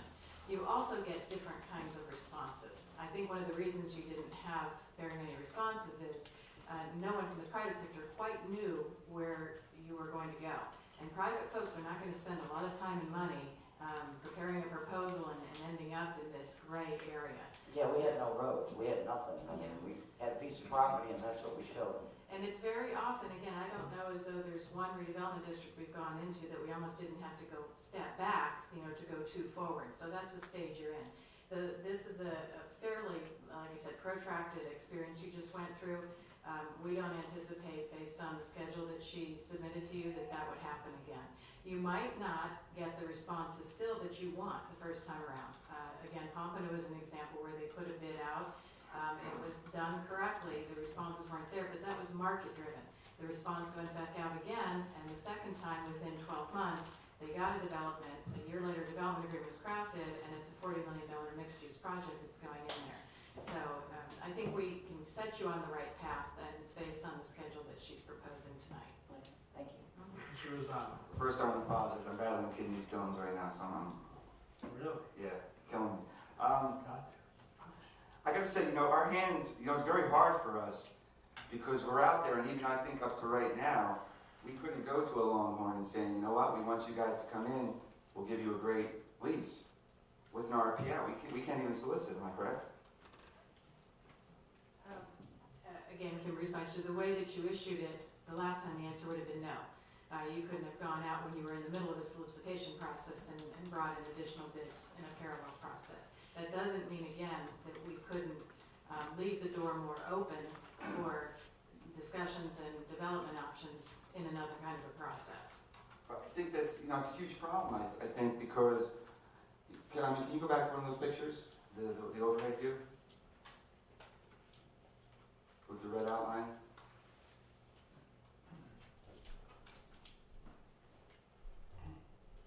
This one right here. This is almost like wishful thinking. If you look to the property on the left, we don't even own that. So we're hopefully trying to take that property. You got a band shelter down on the right surrounded by condos. I just think we need to relook this. I know I talked to you guys earlier in the week, and we talked about maybe something like a outdoor world on the bottom corner. Bring in the water. Margate's famous for its 20 miles of waterway. Outdoor world in the corner. The key to any business is a rent. If we're controlled, if we own the property, we can basically tell them you got a 30-year rent. Come in, do what you guys want. Have the whole theme, the water in the front, the boats out there, you can take them out to Lemon Tree Lake, kayak, whatever, and base everything upon that with that theme of the outdoor world. Have your outdoor restaurants and just keep to that theme. I think it's a great branding tool, but we need to get something in there, and I look at this and you guys know how I feel about it. And honestly, I'm with a lot of Margate families, and I don't see anybody in favor of just plopping down these 300-500 units, whatever they are. They want to go somewhere. They want to go to a steakhouse. They want to go to a Longhorn. They want to go walk around. They want to see water features. I just think it's something we need to address before we start soliciting this. And then we have another developer, and we're tied up for another year and a half. And we can't go out and try to sell our city because we don't have anything to sell them. Mr. Donnie. So part of the issue before us is the fact that we had a picture of a blank piece of property and ask somebody to come in and do something with it. We don't know what, just do something with it, whatever you think is the best to do. And they want to make money, so let's put up apartments because that's what you guys can handle. And we know that that's not what we want. So we're at a point where that's not what we want. What we have is an idea. It's not etched in stone. It's in pieces. You can take a look at it, but conceptually I can go, That's nice, but what if you put this here? I'm a developer, I can do that. I at least have something to work with, a puzzle. And if you have a number of people playing with the puzzle, you might get some great stuff. But if you have somebody who doesn't even get your first plan in the first place because you didn't have one, I don't see where we can go any further with that. Especially if it's going to be our expense to basically build the stuff we don't necessarily want to do. We would be considering multi-use places. We're considering our outdoor area, our waterways. There's a lot of ways to do it, and I think if you have more minds come to the table with our ideas, not our etched in stone, this has got to be it, not a plan, ideas, it's the outline. I think we might get some good responses. I think we're ready, in the rebranding and the moving forward, I think we're really ready to attract those people who are ready for us to grow. We're ready for us to grow. We just need those people who see vision and see the willingness to move forward. And yes, we need to do the ugly stuff. We need to make sure that all the infrastructure and all those things that we need to do are done. But we don't need to build the buildings. And that's the bottom line. So the issue before me right now is can I have some money? Do they get us?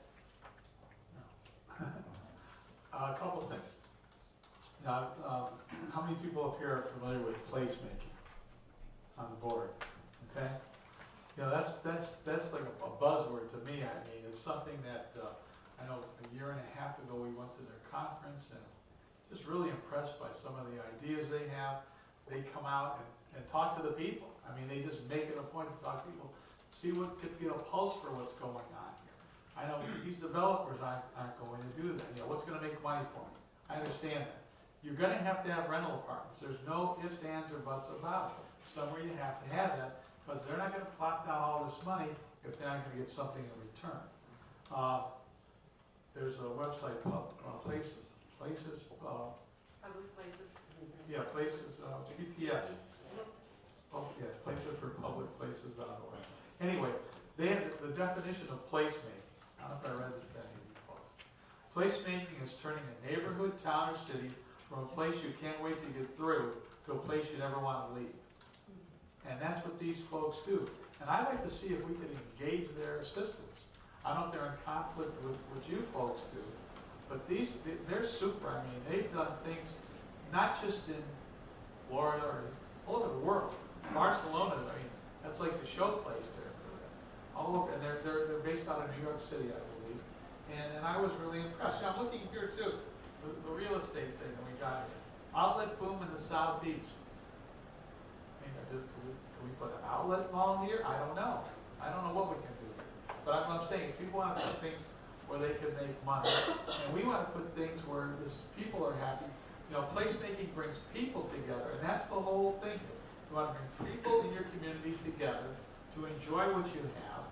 We can't always, you know, we can say what we'd like to have here, but again, it's going to cost money.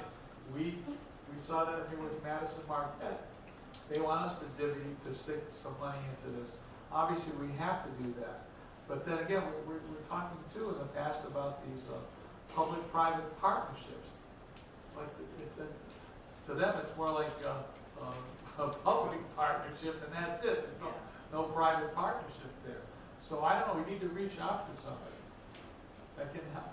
And I think we should work with these the public places people. Mr. Rosanna. I just want to say it might be a little late, but in Coral Springs they opened up a Dick's Sporting Goods and a Costco, over 100,000 square feet. I'm sure if we approached them 2-3 years ago and said, you know what, we'll give you a 30-year lease, our BJ's. Sorry. Two big chain stores or whatever. And if we were to go up to them 2-3 years ago and say, you know what, we'll give you the property, we'll give you a sweet lease, I don't see why they wouldn't have come here. So that's why we have a great bargaining tool where we own the property. And anybody knows the key to a business is its lease. And if we can give an incredible lease, I don't see why we can't sell this property.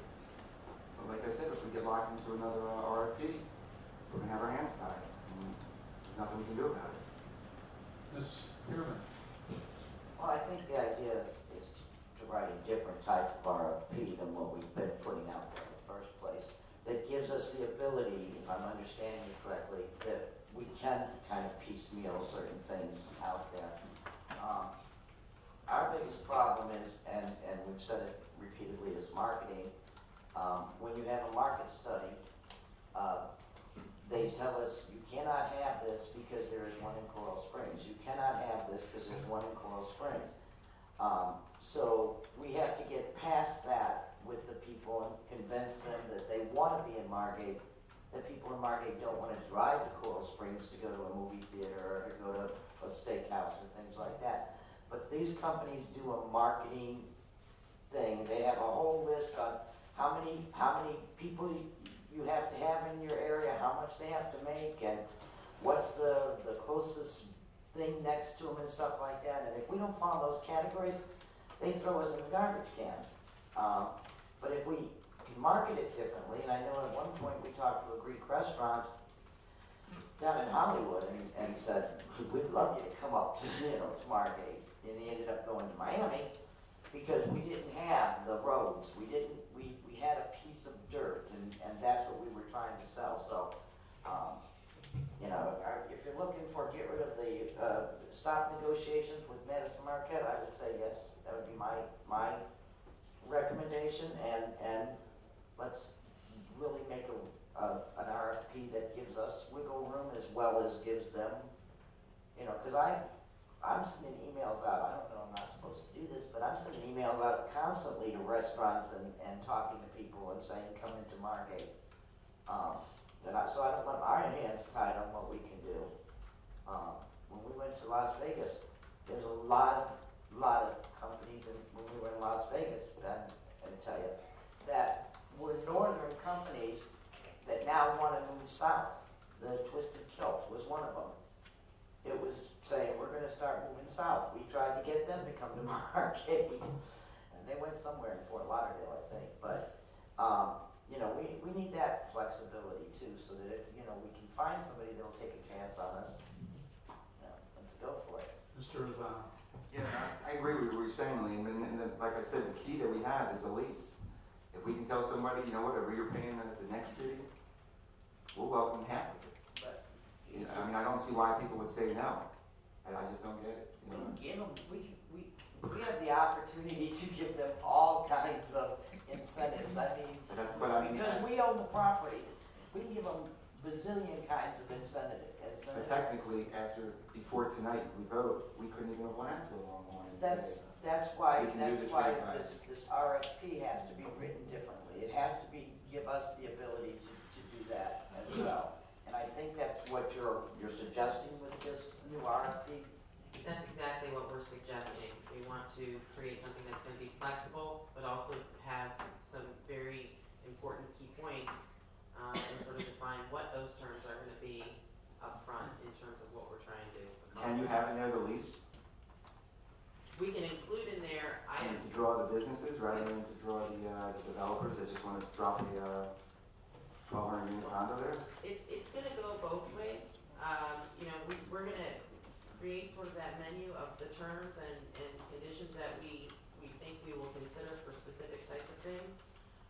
But again, like when you look at this, now you have that roadway network and you have those paths. So what we're looking at now is being able to put out a solicitation that we could maybe just get the Longhorn on one of the out parcels, because that's what we know we want. The mix and the idea is not necessarily what's written in stone here, but the conceptual, and again, going back to the placemaking type thing. A good tool would be to solicit businesses, come on in, first 5 years free, first 10 years free, just to get them here. I don't see anybody who would say no to that. If I could help frame this a little bit, it's going to be important. The more knowledgeable that you all are about the land transaction, the better it will be. It doesn't matter. You're going to have two options on this land. You're either going to lease it or you're going to sell it. So it isn't a question of putting a lease out there. What the private sector, and it doesn't matter if it's a Costco or if it's a residential development or if it's a area that is considered a city center that people want to be in and it's more pedestrian oriented. The first thing that you must do, and we will not succeed unless we get there. You must be very clear on what you all envision that area to be. Because a single tenant Costco, it's a standalone 180,000 square foot building with surface parking, is a very different, forget whether it's a lease or a sale, that's a very different process we would go through to bring that kind of activity to that site than if we went, which is the direction we're suggesting you go, which is to form your town center. You only have one opportunity to form a town center. And you want to form your town center near where your government activity is and where it truly is the center of your town. Margate has a phenomenal opportunity. You have development interest out there already. I know it because they're calling us. They're calling us because they know we're here and they know we know how to do these kind of deals. You have the opportunity between what you've done on Margate Boulevard, where your city hall is, the limited crossover of 441, because even though it's a highway, it's not very wide, and the vacant land you have. You can create a town center that creates a sense of place that is a very, very welcoming, warm, neighborly, friendly environment. It's not going to be a big, huge 10-story developed downtown. It is going to be appropriate to the size and scale for Margate. But what's going to be important, and the reason I'm spending time talking about this is, we can't even talk about leases or sales or anything until we're sure that you all, as the policymakers, are all on the same page. And if you are, we can help you get there, but it's important that you are. So I think one of the next steps is if you want to cease negotiations with Madison Marquette, the woman who showed you, it was Natasha, who showed you this plan, she is one of South Florida's foremost leaders in placemaker. She's an architect and a designer. Kevin Crowder, who is one of our team members, does the economics. Rachel, again, is a planner, and Chris Brown and I are in the real estate development business. Collectively, we will help you frame a vision that you all are collectively comfortable with. And I think what I would suggest is if you want to go down that direction, you don't have to decide tonight what that direction is, cease negotiations with Madison Marquette. Our team will come back and we'll walk you through the next step of what that RFP will say. And then when it's going out to the private sector to come in, everybody is crystal clear the direction we're going in.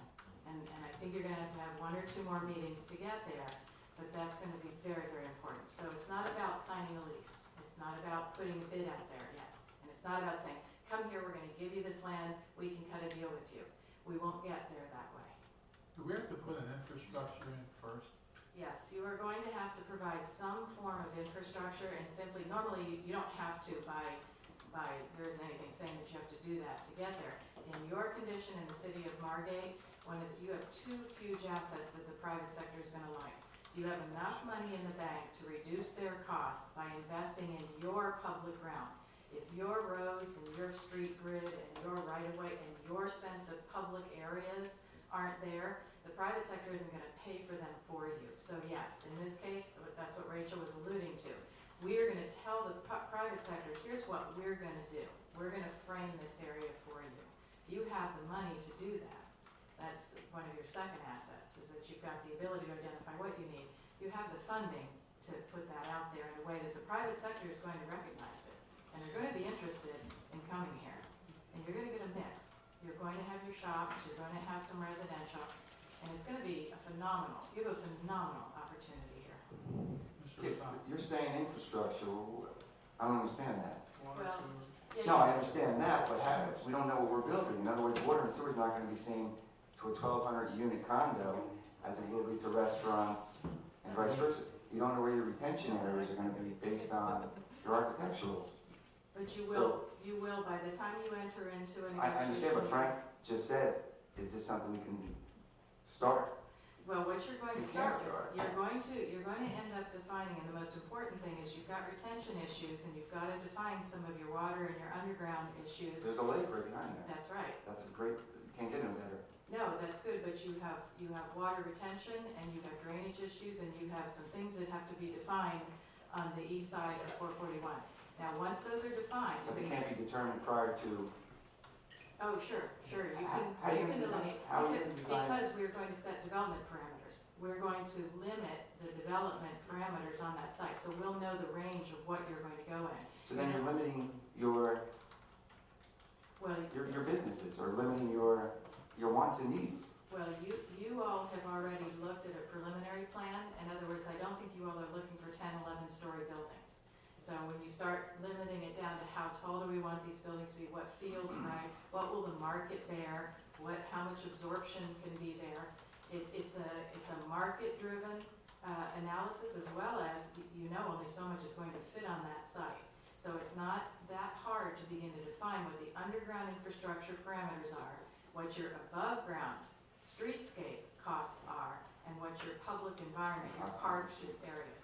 Those are frameworks of what we'll start to define for you. I just want you guys to know that I'm not a huge fan, as you know, of the 1,200 or whatever proposed condos.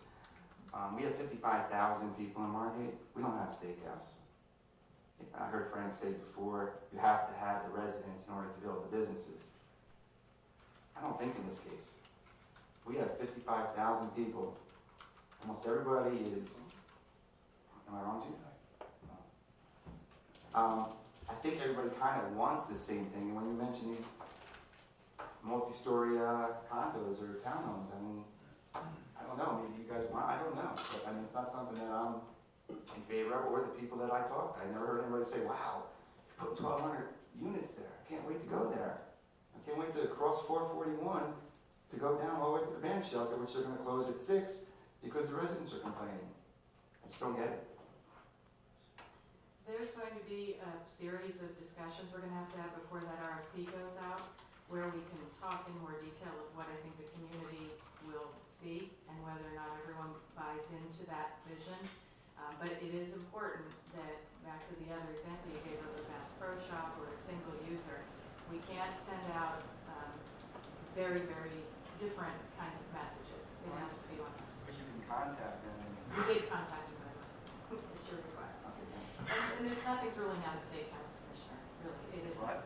Nothing is ruling out a steakhouse. In fact, if you start to move this way, you will end up with a steakhouse.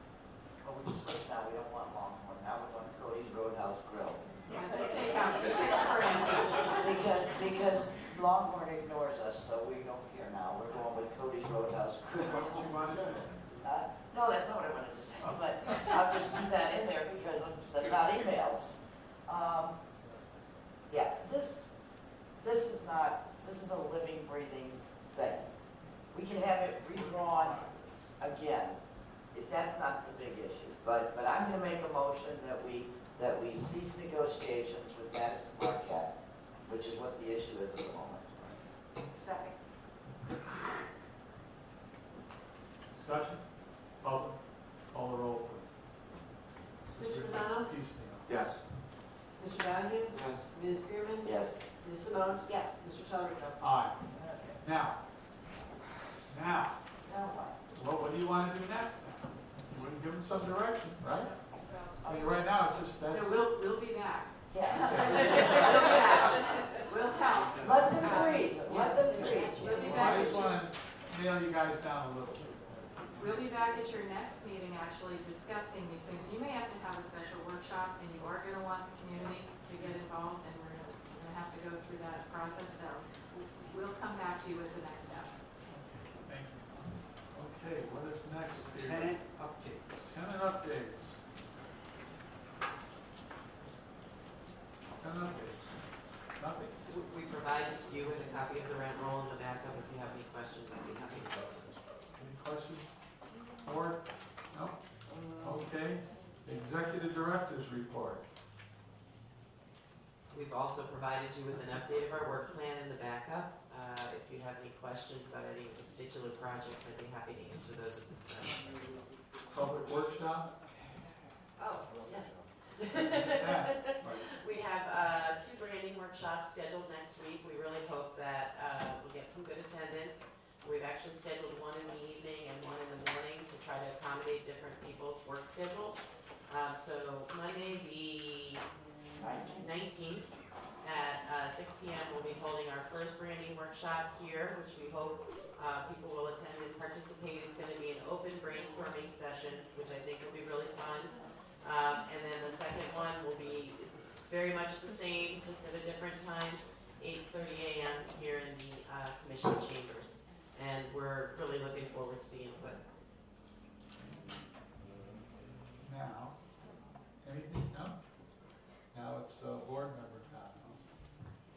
Chairman.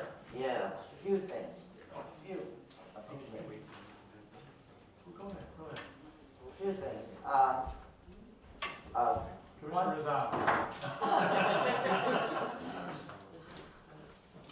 It's an extra minute when I walk in the door. Go ahead, talk, speak slowly. Okay, the, people that clean the plazas, a couple of businesses have said, ask if it's possible to get them to clean it in the morning as opposed to the afternoon. Apparently what happens is at night, we have some people that go through the garbage cans, and everything's left up there when they go to open up in the morning, and then it looks bad for the rest of the day. So maybe if they can flip it around and clean those plazas in the morning, then they'll have the whole day of it looking semi-decent before the guys come back at night and do their thing.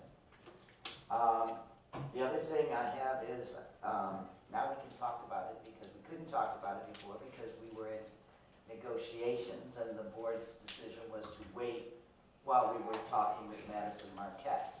I suggested this before, I'm going to suggest it, bring it up again, of adding a resident and a business owner to the CRA board. We had gone to a CRA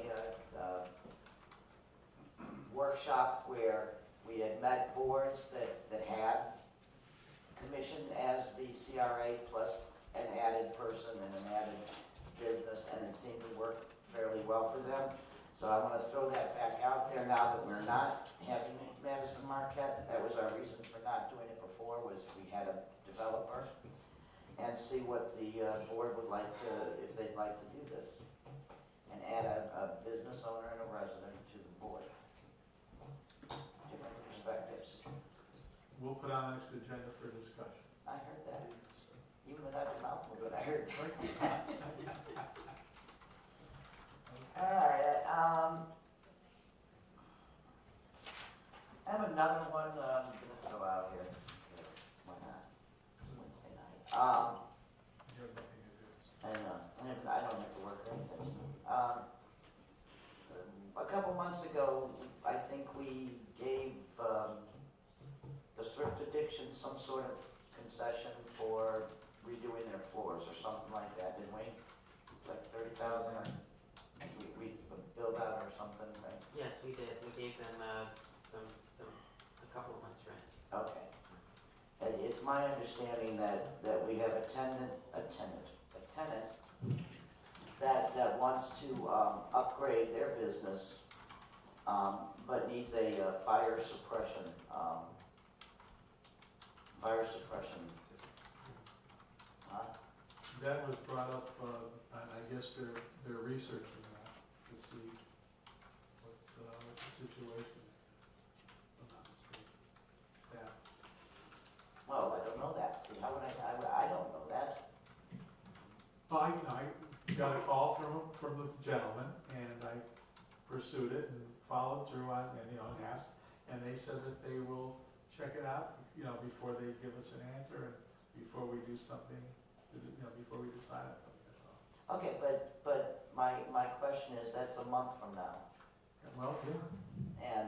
And I think that this is something that the tenant wants to get started on, and can't get started on unless it's got a fire suppression.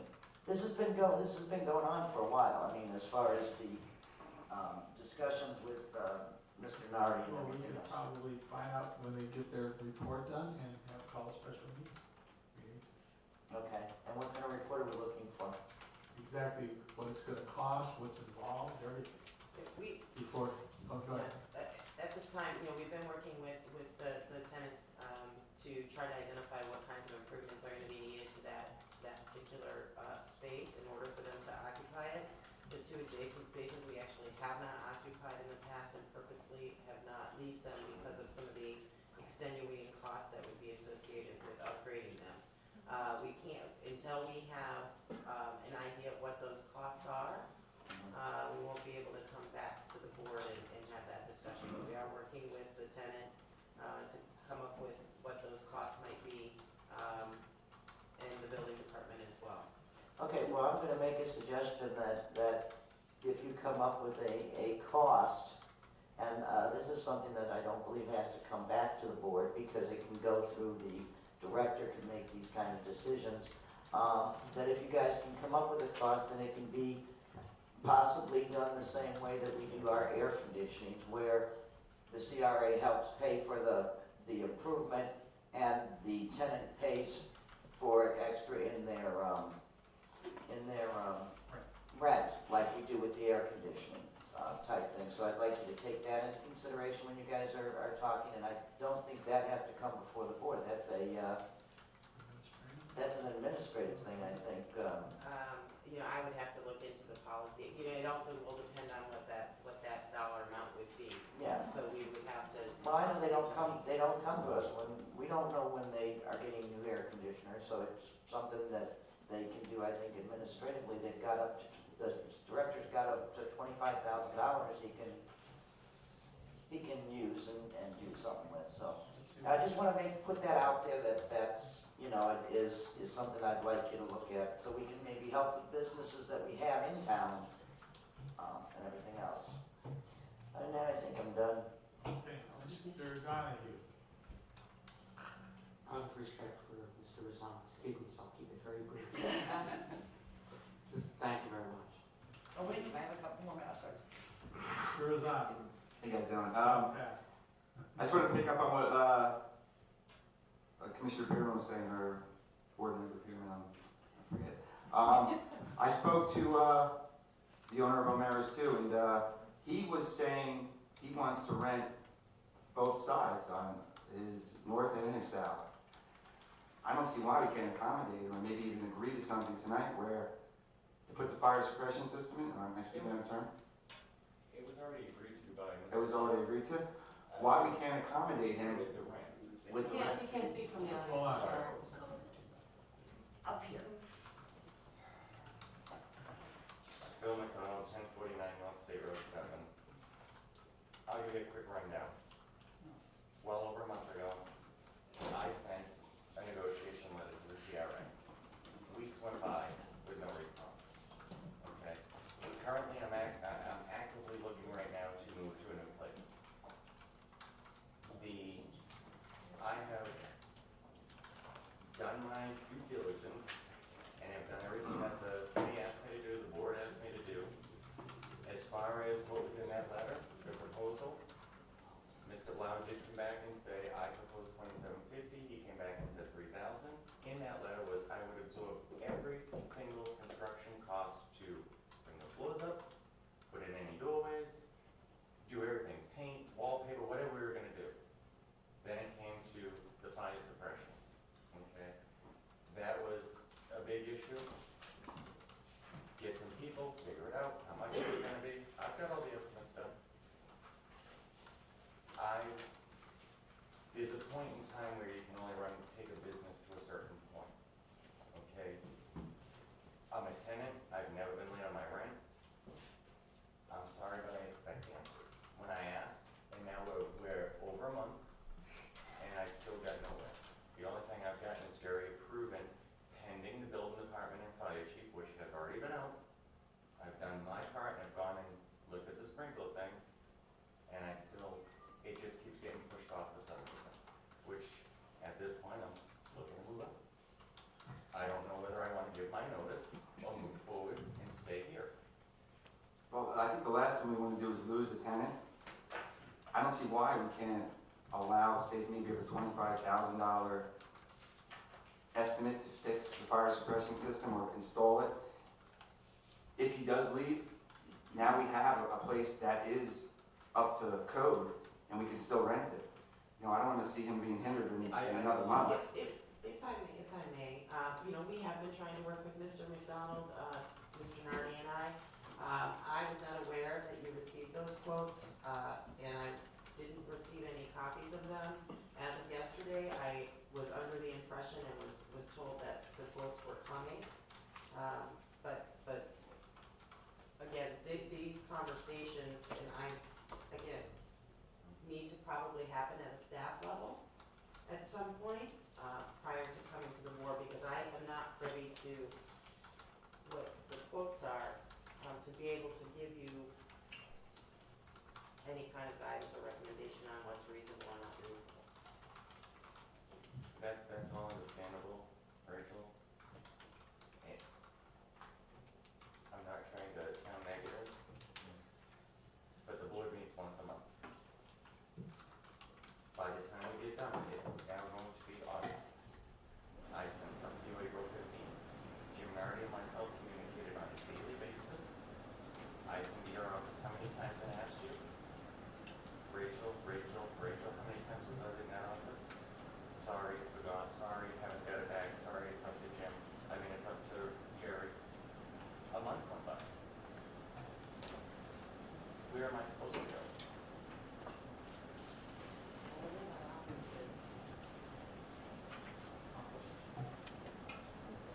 If I could just offer a suggestion to the board that if this is something that you would like to have considered before your next meeting, why don't you allow the staff to get a full report together to you, which could even be sent to you ahead of time. And if there was a desire to hold a special meeting to consider this sooner, we certainly could do so. But that way, everybody's able to have all the full details, proposal, everything vetted out, and we can, have any of these kind of discussions at the staff level, and then bring you a full recommendation on it. That's what I propose. Can we have it by next week? I think you just need to allow the staff a chance to see what we can get put together, and then we'll get it to you when we can. But I don't want to make a commitment to doing that just off the top of my head. Well, he has quotes. What are your quotes for your fire suppression system? This is one of the guys that actually the fire chief suggested. His is 13,500 to 1,000? So, I don't know, why can't we just make a motion, approve, and let him put it in, and, or let whoever put it in, CRA, pay the cost, and if he's got a 5-year lease, 3-year lease, put it in his 17. lease? I'm at a 3-year with a 1-year. You're at a 3-year lease? With a 1-year. I mean, if we're doing it to the building right next to him, we just gave him $30,000 for improvements, I think he's entitled to something. Not only that, but we have a fire suppression rentable unit if he leaves. I know we've done things like air conditioners before. Have we ever done a fire suppression system of this kind of a cost level before? We're not aware of us having done that before, so again, instead of just having a motion at the end of a meeting like this, I'd really recommend that we bring this back with a full report to you all that you can then take your action on. And if I can just add, what Mr. McDonald said regarding these negotiations is correct in that Mr. Blau directed staff to work with Mr. McDonald at that rent level with the understanding that there would be inspections done on the property and that the building official would be able to identify specifically what those issues might be that would kick in any kind of life safety issues, such as the fire sprinkler. So that's where we are today. We still collectively as staff, and I know you've been working with Jim, but again, we haven't been privy to these things to even identify what makes sense and what doesn't. So it would be much easier for us just to sit down with Mr. Nardi and Mr. McDonald, figure out what those costs are, look at drafting up the terms, and we can definitely get you something in terms of that by next week. Okay. Mr. Chairman. Yeah, I was gonna just throw out a couple things that this particular board has not done it. However, the past CRA board has made lots of concessions for past tenants. What you did over there for, I can't remember before it was Cafe Vincent's, but even when it was Cafe Vincent's, Bella Chivo. Thank you, Bella Chivo. They made lots of concessions for that, more than what, $13,000 or $17,000. That was like in the $70,000 range for some of those concessions. And I think that my understanding of what the CRA is supposed to be, and I may be wrong, but is that you have businesses already in your CRA area, and especially if you're the landlord of them, or your tenants, then you try to keep those people in the area and try to help them, okay? I think what we may have here is a failure to communicate between the tenants and the CRA, whatever. I would suggest that we fix that and get it back to us so that, you can either, I'll borrow somebody's, fish or cut bait. So they're gonna give us a report next week and we'll call a special meeting. Yeah. Well, it may not even be anything that we have to, I would think that we would have to deal with. We don't deal with a lot of the tenant, perks. Okay. But I'd like to see what they're gonna do first, though, before, the report. Yeah. Miss- All right, my last thing. No. Oh, What? she was gonna talk, she's chiming in on this, Oh, right? on this, okay. Yeah. All right, go ahead. I was- Sorry. I was gonna say that, I agree, there definitely seems to be a lack of communication, and I think that needs to be resolved ASAP, so that this doesn't happen or keep happening again, so wherever the lack of communication was, needs to be corrected. Okay, Mr. Razak. All right, I'm just gonna hand you guys a couple pieces of paper. This is a public record submitted as part of an RFP for the redevelopment of the Margate Sports Complex. And what it is basically, Who sent out an RFP? We did? we did. No, this was a prior, an old RFP. Oh, okay. All right, I'm gonna send it down to it's the picture of an old picture of an RFP that was sent out. Basically, I talked about this at the city commission meeting, and our fields right now, they're overused. And we have a great soccer program, we have a great baseball program. You ask anybody, they know about Margate's youth, baseball, soccer, and whatever it may be. There's a lot of kids that are leaving to go to the newer thing. Coconut Creek has new fields. These kids want to go.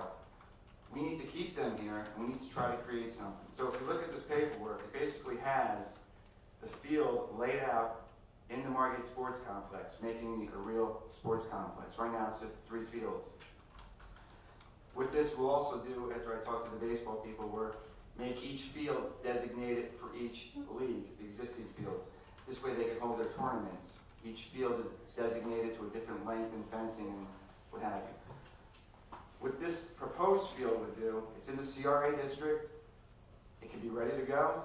It's just got to be designed. I included some papers of an outdoor covered area. But if we're going to develop downtown, we're going to need a place for our kids to go, or our families to go, whether it be Sounds of Sundown, movies. The movies, we have a movie once a week, once a month. We can do our Margate Swap Shop there, where the local people bring it. But what I'm proposing is an all-AstroTurf field. People would love to pull up, watch their kids play under a covered roof, in the shade. I mean, the things we can do with this are endless. I definitely think it would put Margate on the map. We'd have the only one around, and I think people will come from all over because it's a newer, bigger, better thing. I don't know, I think it's just a great idea. The whole AstroTurf theme, maintenance free, just striping, restriping, the way your games are being played. And it'll take a lot of burden off the fields, plus the fields down on Southeast Park. So I definitely think it's something we should consider, and I don't know how you guys feel about it. You're talking about one soccer field? Well, what's proposed here is one big one. We can actually do 2 smaller ones and kind of do the, And there's lighting in this? I'm not sure, if you look at the picture, I just, Night, I mean, well, yeah, I'm sure they would have you lighting at night, but I mean, it would be, and how much does it cost? that's a great question. I don't know, I just came across the Frank and I'm looking for I don't stuff. know what it costs. You got it. Well, I was gonna say, go ahead and build something. No, I'm not gonna say go ahead and build, that's what I'm asking, it's just a consensus of, you guys think it's a good idea before staff goes out to do all this research, and you guys say no. I mean, this would really make it a Margate Sports Complex. And like I said, what you can use it for is endless. I mean, it'd be great for events, anything, whatever you name it, you can have it. Ms. Pierman? You're only talking about the CRA property, right? Correct, and then with this, the other 3 fields, the problem is now when they have girls softball, they don't need a mound. When they have little kids ball, they need a mound. The older kids need a bigger mound. So the 3 fields that are there now could be for the older kids. I think it's called Pinto, Pony, and Mustang. But you're talking about putting a baseball field inside of this? No, what it would be is it's an AstroTurf field, and the little kids who play pre-T-ball, which is huge in Margate, it's all where they start, they're 4 and 5, 3 and 4 years old. All you gotta do is stripe the corners of the field, and they only hit the ball maybe from here to the wall, so you don't even need the maximum amount of feet. But if you have the field, you're basically using the corners for a pre-T-ball field for just these kids to learn how to play. But you can use it for soccer, kickball, indoor volley, or anything, basically. Okay, this isn't a new idea. This was what Big League Dreams proposed, putting in on that piece of property when they proposed redoing the whole complex. And I don't know, I haven't had a lot of people come up to me and say that they want, new fields. I've I'm heard not saying new fields, I'm saying that one piece of property. I understand you're saying that one piece of property, Well, but that one piece of property has to be able to be for more than just baseball and soccer. It could be for anything. What kind of sport are you talking about? You can use it for anything. That Right now, our would soccer- have to be part of the information that we got is, could it be put up and how much is it gonna cost and who's gonna pay for it? Who's gonna pay for A it? CRA property. A Right now, Can you do that? our travel soccer team, which are incredible, their fields down in Southeast Park are closed. They don't even have a place to practice down there. Mike Jones opened the field. Because the field gets so much abuse, they have to close it down in order to make time for the rec league so the kids goes in. Right now, they have nowhere to go. We can even use this as, soccer's huge down here. We could get a team from up north to come down and possibly play here or practice here in the sun, in the winter. Like I said, it's endless what you can do with this piece of property. For our kids. Well, it would be for our kids, but I mean, if you wanted a team coming down from up north, You get a price on it, I'm sure you get an estimate. well, but before I do all that, I wanna make sure that, you guys are on board before I bring it and say this was No, gonna no. cost. Again, we You may don't be have- on board, but if You don't have to get us to be on board. If this is an idea that you want to present, then you go to Jerry or whoever, the CRA director or whoever, and you say, I want information on this, I on did. how much it costs. I did. And they said, what? I haven't heard from them. Well, but, Why don't you come back next meeting and So you give want me us to- an idea how much it's gonna So cost? I'm doing the legwork. no, I don't think, I No, don't I don't think mean he has you, to when I do say that. you, I mean. All right, first of all, question number one. Go ahead. Can the CRA as an entity do something like this?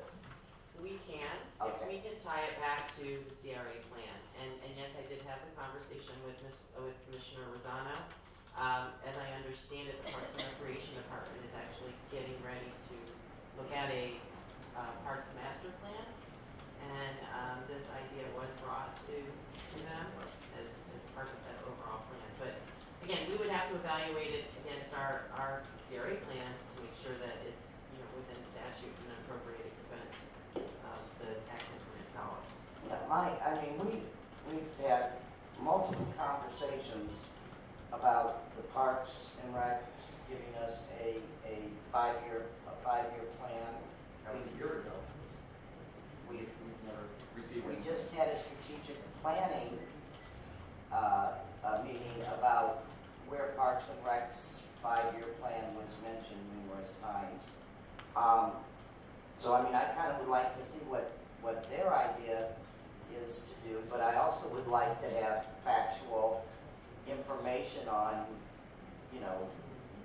you're saying that this can be used for anything, but As long as you strike it correctly, and as long as you maximize it to the biggest sport you want to play from the beginning, then you can play that sport. But see, that's not what I don't have that information. That's I what you need to understand get the No people or disrespect, somebody. but last year I brought a bunch of things up with the parks, a whole list. They were sent. I was told there's a 5-year plan. Last couple weeks ago, I'm told there's a 5-year plan. When does this plan start? I've never heard of anybody. Did you not realize you worked for government? Well, maybe that's the problem, lack of communication. No, I it's said government this moves is fast and things a slow. while ago, maybe we can help that, maybe. This is, again, here, let's start with this. Baseball fields, not the first time this conversation has happened. 2011, baseball fields, need to get the, no, you weren't, so obviously it had a conversation with somebody up here about the baseball fields need to be redone. All they do is they need to be redone. They don't want anything new, they just want the redone. Maybe fix the concession stand, okay. Softball, or soccer fields, 2000 and, gosh, when was that, Frank? They wanted us to build a fence, and then they decided they were gonna build a fence, and then we never heard from them ever again about the fence. However, that soccer field, you cannot play on if you are a Margate resident. You cannot go out there and have a pickup game on those fields. Those fields are closed because they have to be rested. And they are tied up with the soccer teams, the same as the baseball field. So this is nothing new, and it's not anything we have not kept fighting for each year to get fixed on both the soccer field and the baseball fields and the concession stands, and now the bathrooms are getting fixed finally, okay? Government works slow. That's a fact. Now, as far as this thing is concerned, it's on CRA property, so you have a much better chance of getting it done because it's on CRA property, but you have to get more information than a picture. And you can direct the city manager and you can direct the CRA director to direct staff to get more information for you. You don't have to bring it up here and get us our consensus. Well, You're not gonna I get it. brought it up to the staff. Okay, and I still have it here in front of me, okay? That's number one. Number two, I don't know if you've been down to those soccer fields. They're horrible. I've been Fencing there. is horrible. There's a big sign that says, do not enter with an open gate. It says that always. It's said that for the last 10 years. So what are we doing with our 5-year plan? I mean, last year I was told there's a 5-year plan, I haven't even seen it. Now this year, another 5-year plan. Let's think, guys, come on. Okay. Let's look at one thing here at a time. You wanna give a price on this thing, you can direct staff to do so, and they'll bring it back to the next meeting. That's what I would like to Okay. say. Mr. Driscoll indicated he already has some information we can get out to you quickly. Thank you. Okay, good. Thank you. That's it, thank you. Okay, Mr. Long. I'm all talked out. There you go. Well, I've got about 12, no, meeting's adjourned.